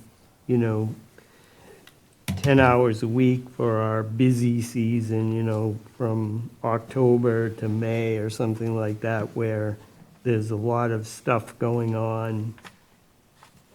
And, some of the things that we heard about tonight, checking up on things, getting legal opinions, getting opinions of the coalition, they don't happen because we don't have the staff to do it.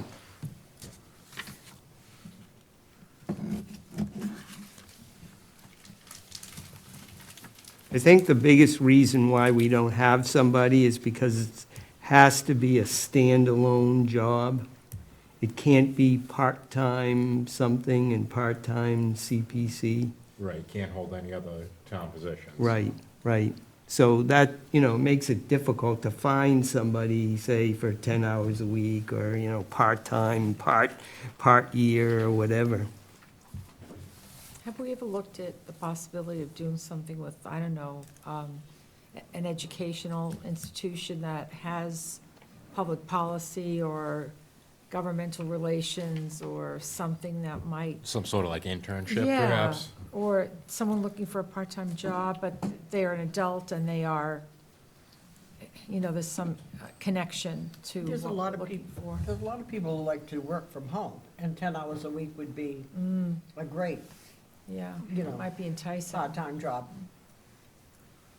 It's a thought. I don't know how you, No, like I say, we're just kind of Yeah. trying to get the feel for it. We had started going through the job description, which, I think needs a fair amount of rework before it's ready to do anything with. But again, I'm talking with Rebecca, and she's doing most of these duties now, and she says she's fine continuing to handle it. There's not a whole lot of projects that require a ton of attention. If that changes, I think we can revisit it, but that would be my take on it. But I mean, we can go by vote of the board if we'd like, and how you guys want to handle it. Adam? Ed? I think Mike had said, if I'm not mistaken, that we've had trouble in the past find somebody to do like a 10-hour a week job. Yeah. And perhaps we could look around at some of our neighboring communities that use the CPA funds, see if they have a part-time administrator that would want to work in Groveland for the 10 hours or whatever. That would be somebody that is knowledgeable in the administration of the projects, has overseen them, rather than getting somebody that has no experience with that. And I don't know what municipalities around us have using CPA funds.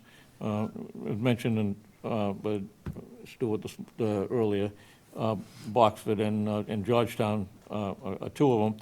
And maybe we should see if they have any interest in doing the same thing here. like a job share type of thing, Ed? Like a shared Um, job? Yeah, when it, 3 part-time jobs turned into a full-time job? exactly. Exactly. But Well, didn't you know, you just say- you've got a similar situation with Well, you the can't, building inspector.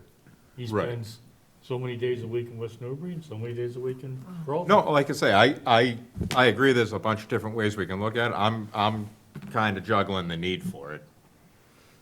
We're gonna I don't understand where, 10 hours a week, that's a cool number, but like 10 hours a week doing what? Yeah. So my thought, I think the same thing, that if Rebecca has already stated that she doesn't feel as though it's putting any extra stress on what her current role is, that we give it the opportunity to let her continue doing that until, as we start looking, now that we've had, this presentation, and we know that we have to start looking at a CPA plan, we need to start looking into different things that we maybe didn't have to look at before. As we start putting things on her, then she can determine whether she can do it or not. No, I Because don't think, there's gonna be I don't think she'd be shy about saying, okay, that's No, enough. she's not gonna be shy, no, whatsoever. I'd like to make a motion to hold on the administrator job as far as applying, and basically have somebody do a little research on it and bring it back in a couple months. And I don't think the load on Rebecca will be changed that much in a couple winter months.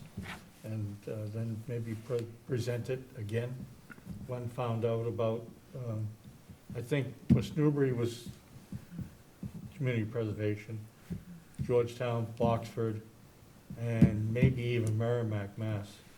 Yep. I'm around during the day, I could actually go and check with 2 or 3 towns if somebody wants me to. Yeah, if you'd like to do the research, we can make a motion to table it until research comes back, and then we can have the conversation. Second to table it. Ooh, I can second now. You can? All right. You want it? No, I just remembered You got that I you got the couldn't. next one. Any further discussion? Yeah. All right, I'll call for the vote. All in favor of tabling? Aye. Unanimous? All right, moving on now to the expired projects. I know we did a whole lot of housekeeping last meeting. Yep. Kind of keeping up with this. The preservation of the Vito Hand Tub Museum. I know there was mention that somebody might know somebody that's interested in going for an extension. Do we know anybody? I haven't heard anybody reach out. Rebecca's got no contact from anybody that is interested in extending this. Yeah, I think, no, there is a committee established to look into the veto, and I think Claire Walsh is heading that up. Okay. Check with Claire. All right, perfect. We can And just check. It sounds like that they'd probably like to continue. Oh, continue as opposed to resubmitting as a new project? And this thing's 10 years old. Yeah, it just probably, whatever way is the best. They probably want to continue the project. It got moving again, and No, I'm not trying to pull the rug out from underneath anybody. I just want to make sure. I think probably should Doesn't continue. exist. We can ask, whatever way you want to do it, you can ask for it to resubmit it, or you can ask just to, Yes. I think we can Wanna do it, bring it before,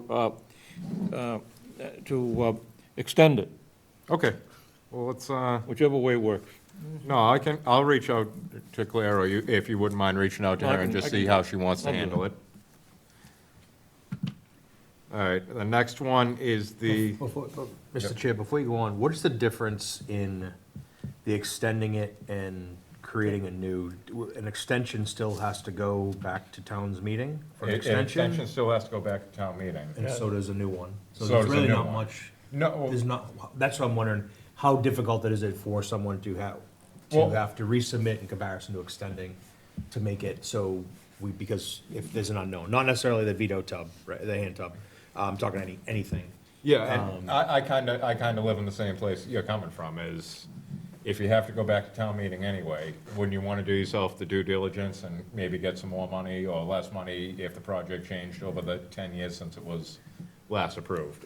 That's how I see it, but, Well, here's the difference. To extend it, they don't need a vote of this committee,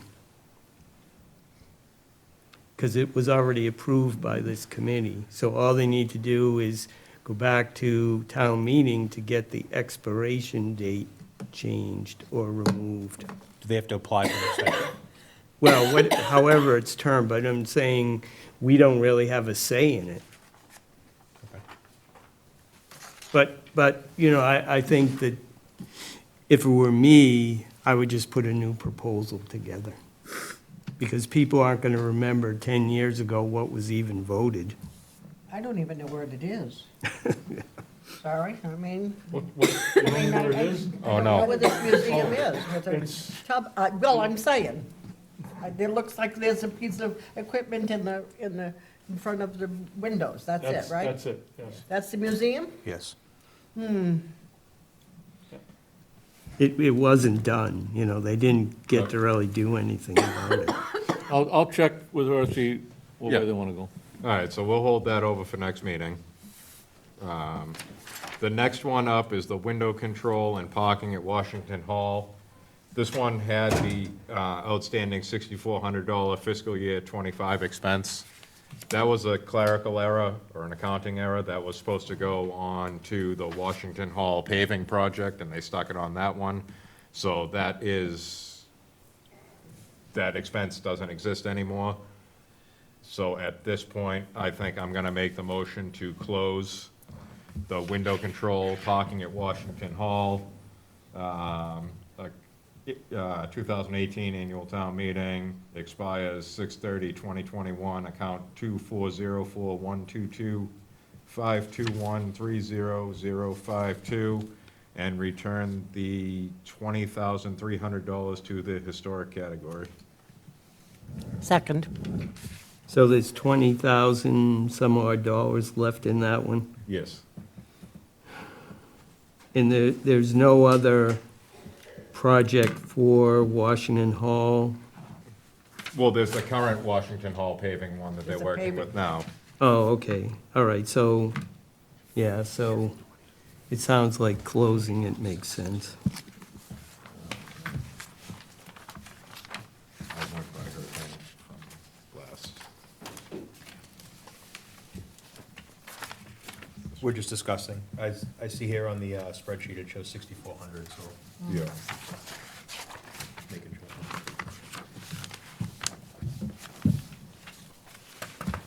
Wow. That's the old one. Yeah, that's the one from last 6,400. meeting. Works for me. Or it can be, I mean, to amend it to whatever Yeah. number is correct, whether it's 20,000 or the 6,400. Yep. All right, so any more discussion on that one? We'll take a vote to close that project. All in favor? Aye. Aye. Unanimous? All right, and the open space and rec trails, Mike, you had asked to leave this one open at the last meeting. Yeah, so I looked at it and I plan on working with the rec committee for a new project to submit for 2025, so we can close this one.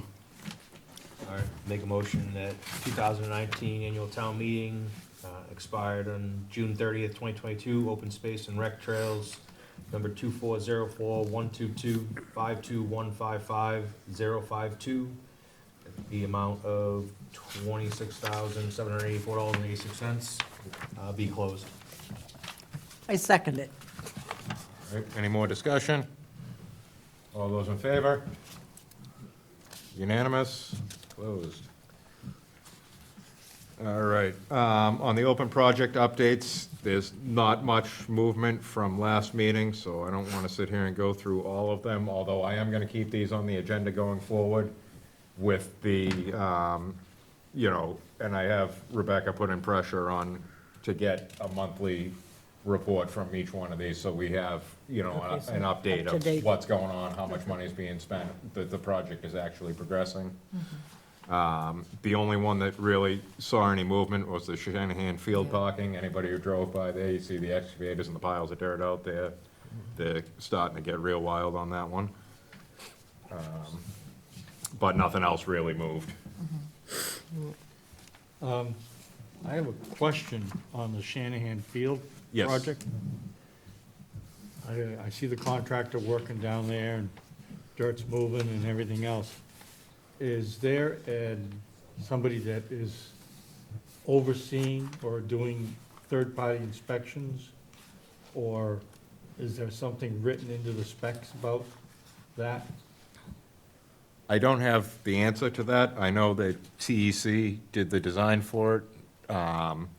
I can certainly check and Well, I get would- back.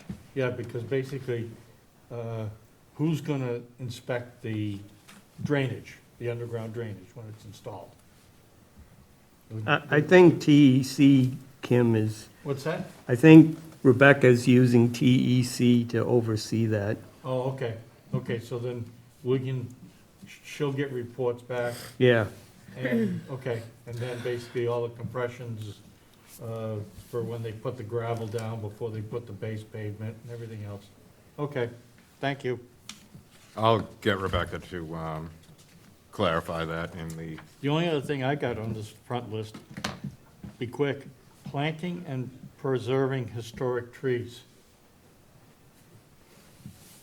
Mike, do you remember where that is and stuff? where it is, Or what it involved? it involved VZ Park along Washington Street and Elm Park.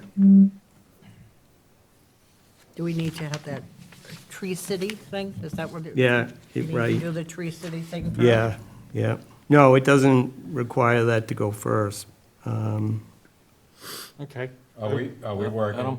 working through that? Do we need? Yeah. Do we need help to push that over the finish line? Do you need No. a hand moving it along? No, I just sent an update to Rebecca the end of November on it, and I think it's on the webpage.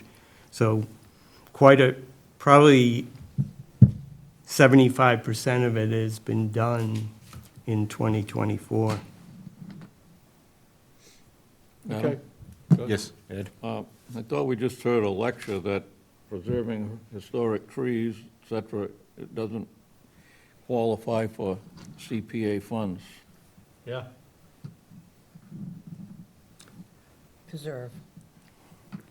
Well, that would perhaps cut out the taking care of the trees on Elm Park, so if we want to check on that, we can have Rebecca check on it, I would say. Well, we might be able to find it in that, what he emails us, the access to the, He's still here, we could. if you want. Yeah, we can take a peek at that, and Yeah, you'd think the planting would be okay, but preserving may not be because of the terminology. Yeah, and none of that, I mean, there hasn't been any of that project money spent on Elm Park yet. So You want to get That him would back in be- here? that would be Yeah, the just- part to look at, I guess. so. Brian, would you mind grabbing Stuart out there?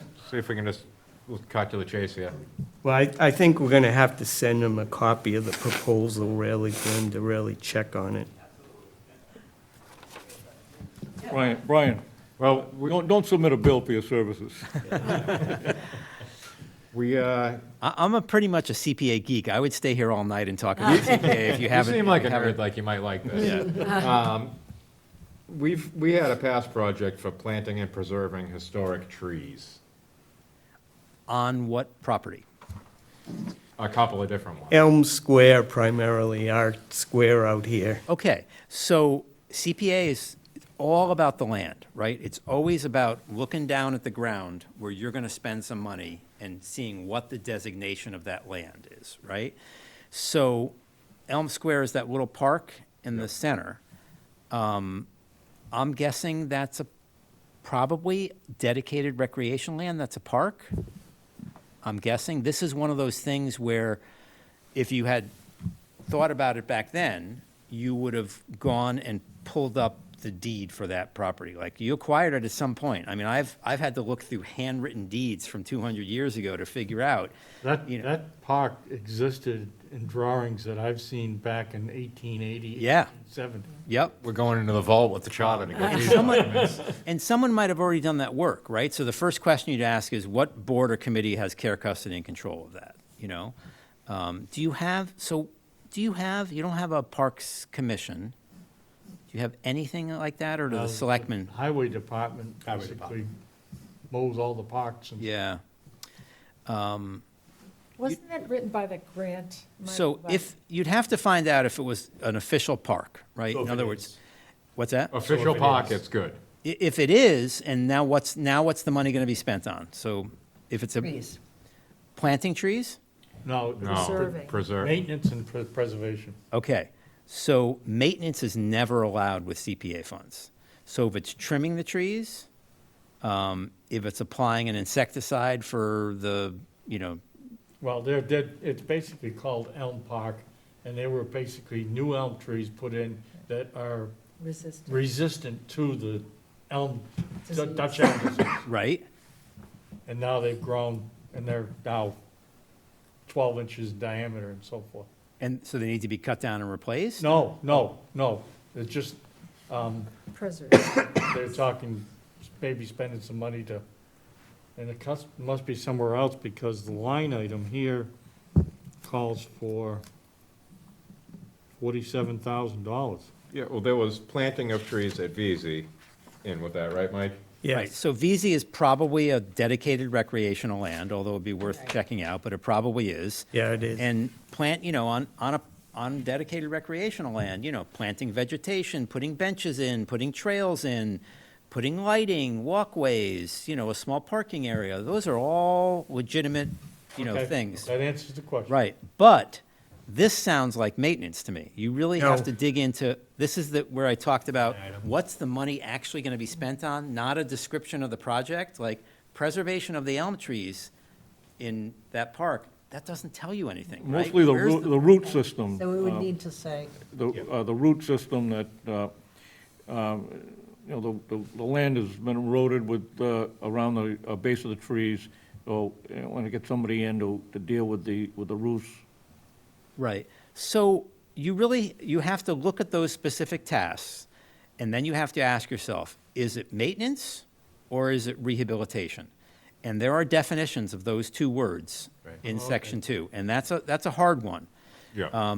I think if they needed to bring in fill and cover the roots and do some groundwork and earth moving, that's not maintenance. That's like, that's a capital improvement. That's fixing up the land. If they're trimming the branches that are overhanging the streets, that's clearly maintenance, right? If they're doing a once-a-year insecticide treatment to keep the bugs out, that's an ongoing maintenance and operating expense. Okay, But any capital improvements, if that's officially designated recreation land, benches, walkways, plantings, new lighting, as long as the lighting is within the park, not the street lighting. yeah.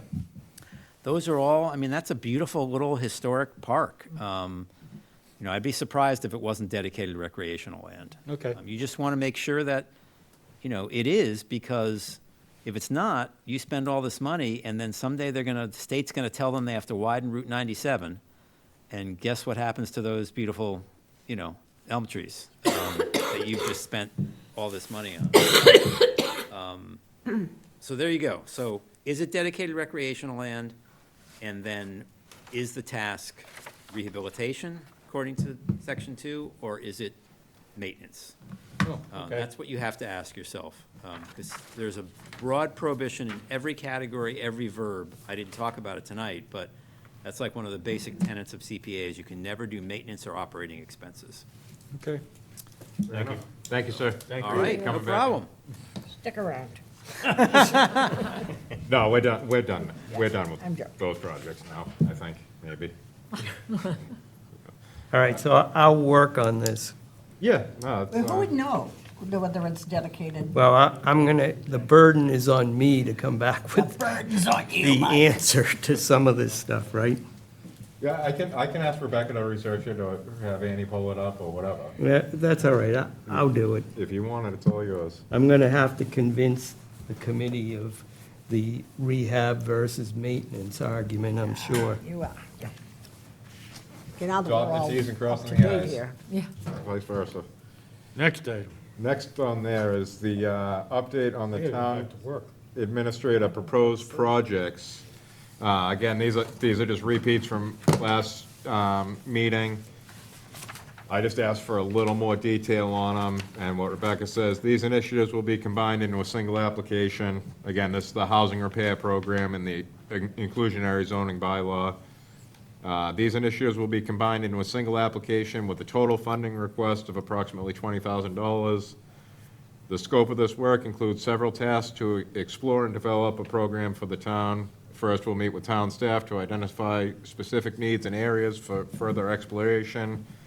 We will then research precedents from other communities, especially those using community development block grant funds to inform potential funding strategies. Even though Groveland does not currently use block grant funds, next we'll develop the necessary processes and structures focusing on roles, program elements, and implementation strategies such as homeowner assistance criteria and fund distribution.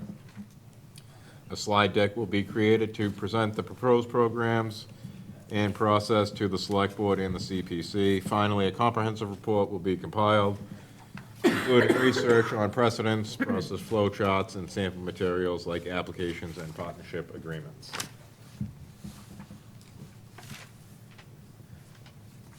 So I'm looking forward to seeing those. I think that's going to really help us work on the affordable housing aspect of this.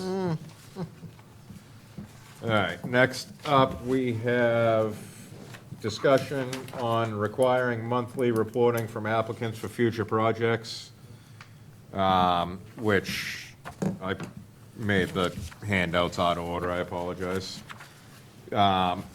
Rebecca had created a draft report that I think we ought to be making a requirement for anybody who's trying to lead a project, just to, again, transparency and just to make sure the project stays moving and keep everybody informed. Some projects have been easier to get information out of than others. But I would like to see this, you know, as these applications come in, I would like to see this as something that is required, a monthly report back, and go back to Rebecca, and she can forward them to us, or however. But just to, again, just kind of keep tabs on everything. So I don't know if you guys want to take a look at it, if anybody has any comments about it, would like to see something else, would not like to see it, doesn't think we need it, or anything to that effect. This is all just digital, right? They don't have to, we're not requiring them to come in and. Nope, tell us nope. manually, So it I- can just be a quick email. It can be a quick whatever. email, it can be scribble it down and put it in a Yep. Would cer- envelope and mail it in, or however. Yep. Seems like it would certainly prevent, or not, you wouldn't have to do so much research on things that you think you already The know. amount of research that I've done in the past 3 months is Yeah. unbelievable. I mean, you know, we should know where they Really are. streamlined it. And we wouldn't have projects that were expired Right, for multiple for years. 'cause multiple we'd see years, the right. stall and we could end them a lot sooner. Right, Yeah. Or end them, or get someone else to take them over. I'm not, you know. yeah, right, yeah, yeah, If you hit a wall and you can't do it, there's plenty of capable people that can do it. right. Right. So, like I say, it's very simple, not asking much. What'd you do this month? Did you spend any money? What are you doing next? What kind of, do you have a list of the things that should be covered by that? That's probably a good idea, to have a list of what It's- needs to be, It's- that's on your project. Yeah, it's on the draft. Like I say, Okay. progress update, provide a brief summary Okay. on key accomplishments achieved this month, completed activities, status of deliverables, getcha. et cetera. Budget update, please list the expenditures, invoices from this month, any budget variances and explanations. I see it, yeah. And the I- remaining budget. I don't think we need to include that. I think that's being a little bit overboard. Which, Because the town administrator has to approve all project expenditures anyway, and to ask, to also then be informing, you know, such detail. We really need a bigger picture, and I think that's what's going on the town website is, you know, what work has been done. I agree with everything on there, but I really don't think we should be asking them to have to list all the expenditures and what it was for and everything else. Because if the town administrator approved it, then it's okay. So I'd like to remove that, but the rest of it's fine. I don't think we should remove it, because I see that as, you know, if you see, if it's starting to go over budget, or, you know, you'd be able to catch it and correct it. No, but how are we gonna know that? That's the town administrator's job. Every single thing that's approved says either the town administrator or the finance director is managing the finances of the project, not us. And it doesn't even say that we manage the projects.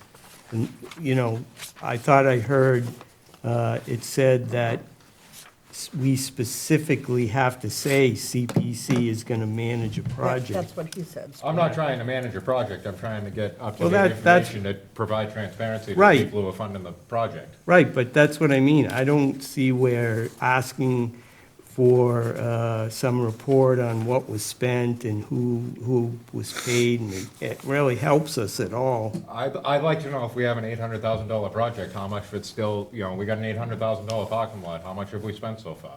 Well, that's a How much is question. left? That's a question for our town administrator. Because I'll tell you that on some of these things, depending on who's putting the project in, they may not know, how much to the penny is left, because they may not be tracking what is being expended. That's the town administrator's job. And the town administrator doesn't let a project spending take place unless there's money left, and informs then that when it stops or when it's going over. So I just think it's a duplication of effort that's already being put in by the town administrator. Have you talked to the town administrator about this at all yet? She made this. Okay. We can certainly, like I say, we can certainly change it, but I think there should be some budget requirement, maybe not expenditures, but what was your original budget, how much have you spent total, maybe not itemize them, Right, but give me right. what's left. Like a summarized, it's a A summary. summary It's a instead of summary. the I'm looking- detailed Yeah, list. Yeah, Not a I detailed understand list. that, Not looking for no a money line can be item. spent without the town administrator signing off on it, and I'm fine with that. Yeah. But, if you've got 50% of the project done and you spend 95% of the money, we got a problem. Would they know? We probably don't need a line, we don't need a line item, because I can have, Rebecca would already have that. I could right? just So we change can that have so like a Rebecca can put it in. Summarized, if we want to look at it But- separate, or if she feels as though, I still gotta go back to, I still gotta go back. I like the one page, Finish my shift. yeah, just a quick. quick, Yeah. easy, So it could say something like, provide a summary of the project expenditures versus completion amount, or something to that effect. So we basically. did the design portion go over budget, and now you're trying to make it up by cutting a corner somewhere? Do you have extra money from the design and you want to expand some, I don't know about that. I think you need to talk to Rebecca and really see. We need to hear from Rebecca about this, because now you're getting into the nitty-gritty detail to decide, oh, you said you were only gonna spend $20,000 on this part of the project, and now you spent $22,000. What are you gonna do, It's not that exact. The budgets are never that exact. The main thing is, can you do the project with the amount of money provided? And that's what I would want to see, is if the project manager says it's 75% complete, and you spent 95% of the money, yeah, that's a problem. But to start getting into the detail of well, you spent too much money on this part, and you didn't meet the budget on this part, I just don't think that's our job. What I was actually gonna say, what Mike had said, maybe we just have them show what their expenses are, what their budget is, and then the project complete percentage. So then we have an idea, and then if we see something creeping up on our We can report, dive- then we can dive into it and say, okay, Rebecca, what's going on with this? The expense is almost 95%, and we're only at 45% complete. Yeah. Then we can be like, all right, we need to get into this and get someone in here to talk about it, so, as a high level. 'Cause if they're coming in monthly at this and say the project could be, if we start doing affordable housing, Yeah. that project is gonna be years, Yeah. right, to get a monthly report. So I think there's different ways of approaching it. I agree having some type of money line in there. A list, an outline item, Like I say, it Yeah, no, I know what you- doesn't, maybe I got not your every point. single expenditure, What I'm again, but something. Is there something that you've discovered in this project that changes your budget outlay? Is that right, any changes, yeah, any adds anything or foreseen, subtracts? Yeah. changes to the budget? Yeah, that might be Okay, generic enough and yet give you information. their ideas. Yeah. I like it. I'll talk to Rebecca, I'll see if we can update that, and we can go over it at the next meeting, but I definitely think we should be forcing some sort of reporting. I agree. Absolutely. Adam? Yes, sir. I like the idea of the project update. I mean, we just negated or deleted some projects that were 3 and 4 years old.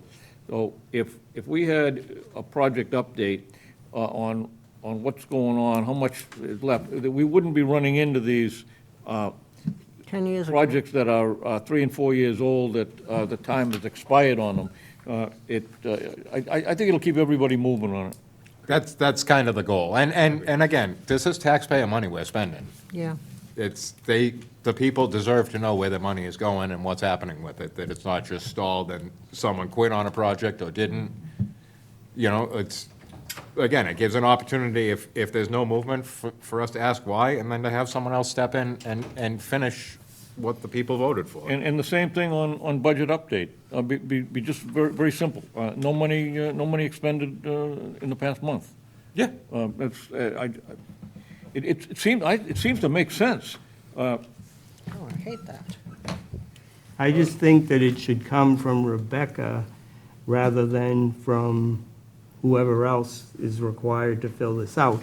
And if you look at most of the projects, again, most of the projects, I think all of the projects in the last 2 years, most of them, Rebecca is the manager. So she's going to be filling these things out. And if she wants to go to trouble of filling out all the details, well, okay. But I think if we can find a middle road of a summary that kind of gives us what we really want to know. She might have that already in a spreadsheet. No, It might be a quick. She does. Yeah. Yeah. I'm sure, Yeah. I'm sure that's a So, copy but- paste. Yeah, I think if they got too far afield, she'd have stopped them by, certainly, they'd have already been stopped, right? Or something would have changed. Yep. Yes, sir. I could still go back to Beverly and finish the shift that gets done at 1:30 tomorrow morning. Fair enough. Can I be excused? You may, sir. Thanks for coming. Good discussion. Yeah, so I'll, Bring it back next. yeah, I'll bring it back to Rebecca get her input. I'll tell her our input, and we'll see what we come up with, and then we can go from there. Sounds like a plan, Stan. All right, next up, discussion on project scoring while evaluating projects. So, This is to evaluate them before we sign off on them. correct. Yeah, okay. So, Mike, you had given me one from Greenfield? Yeah. And then Rebecca had one that was a draft she was already working on. Yep. So if we want to take a look at those, if there's any discussions, if we,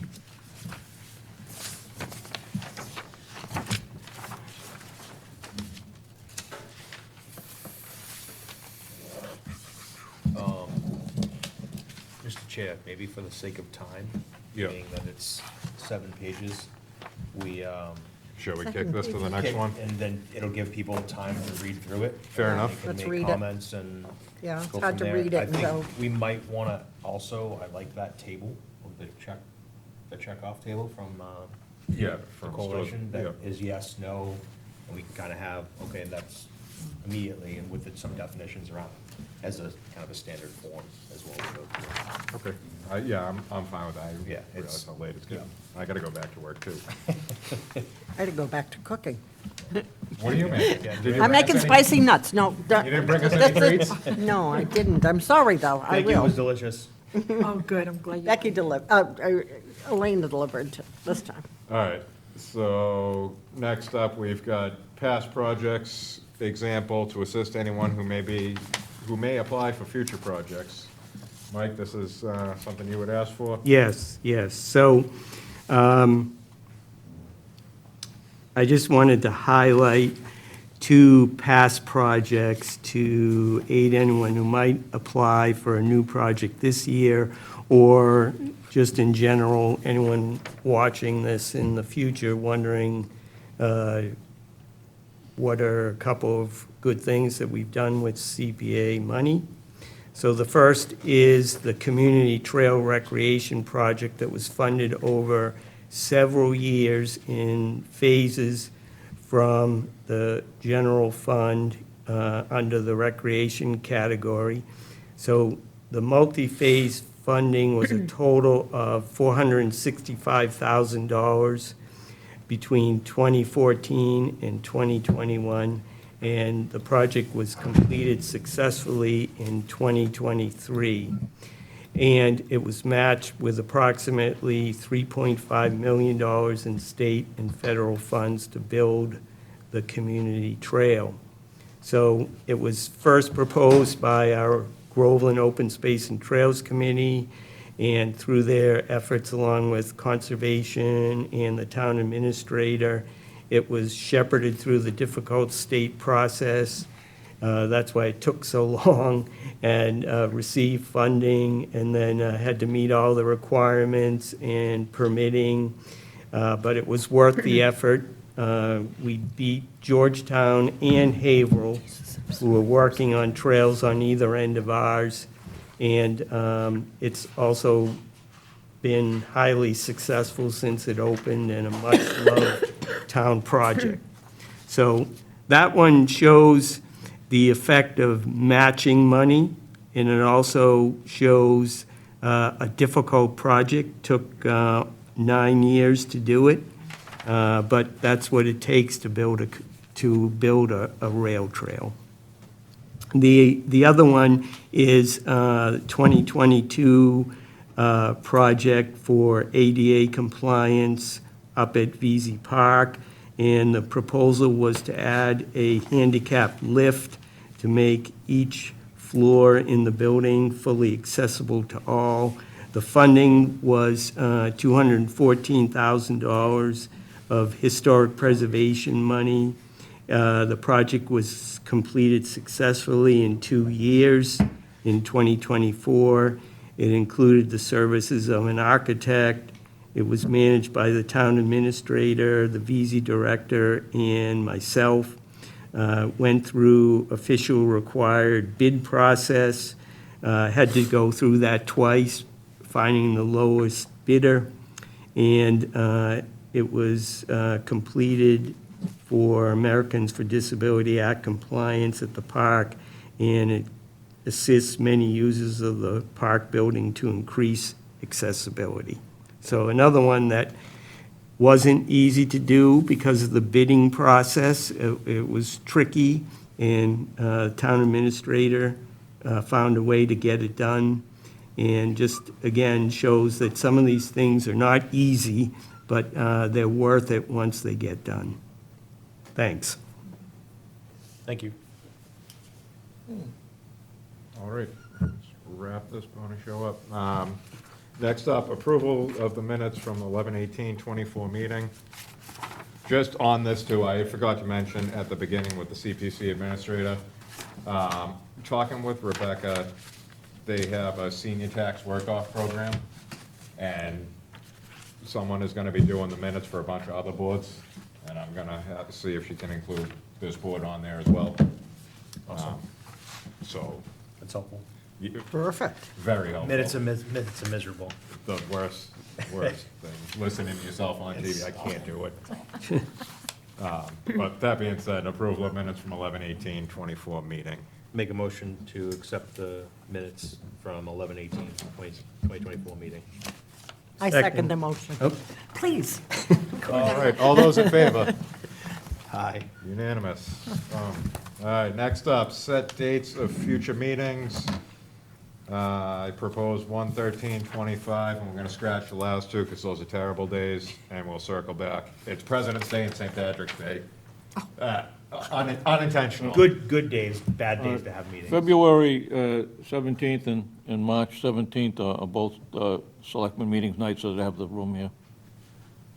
Oh, all right, what, do you switch in the new year? You go two No, in a row? Every other. Oh, all right, well, so we're gonna pick 1/13/25, scratch the other two, and then I'll come back with better dates, and we'll go from there. So just for information purpose, this is the trickiest, busiest time of the year for us, because the proposals are going to be due on December 31st. So as soon as those come in, they should be sent to everybody so we can read them right away, because then we're going to have to meet on January 17th. We're going to have to know about the projects, have read the proposal. The applicants will come in, answer questions from us. They can give a presentation on the project. And then the next part is, sometimes we're going to have questions that can't be answered. They need to provide extra information. So we've got to have another meeting not too long after that, maybe 2 or 3 weeks after that, because in order to get on the town meeting warrant, we've got to get the warrants for our approved project to the the select board, so that they can vote to put them on the warrant. And so that's when it's a little tricky. So February 17th fit in there, but, since that's a bad day, but it's going to need to be somewhere around there, because by the end of March, we really need to know what projects we're recommending and which ones we're not. Yeah, I can shoot for the end of January, the beginning of February. Okay. I wanna check the calendar, I don't wanna keep it, it's almost 9 o'clock at night, I think. Yeah, no, I didn't So, expect, I'm just saying. like I say, 1/13, Can next I- meeting, 6:30 PM, here in this wonderful room. Is there a way that I could be on Zoom? Yes. Yeah, okay, good. Yep. All right, other items not reasonably anticipated. Ed, you got anything? I do not. Elaine? I do not. I do not. DJ? I was just gonna say, I don't have any updates on the exemptions. I will follow up on that with the town, as well as other contacts, and then the vice chair, has that been, are we skipping that? I know it was packed, I know. It was packed tonight, so I just didn't put, Okay. I didn't put it on there. We can Works for circle me. back next meeting. Yep. No, not for me either. Right? No. Linda, Yes. anything? No. All right, Yes, I will take my favorite motion. I'd like to make I it. will You wanna make second. your first motion? You wanna make your first one? No, I'm happy to second. motion to- I'm motion only to up to adjourn. second. All right. I second Seconded. that motion. Fair enough. Take a vote, all in favor? Aye. The end. Who ever say no to that? There you go.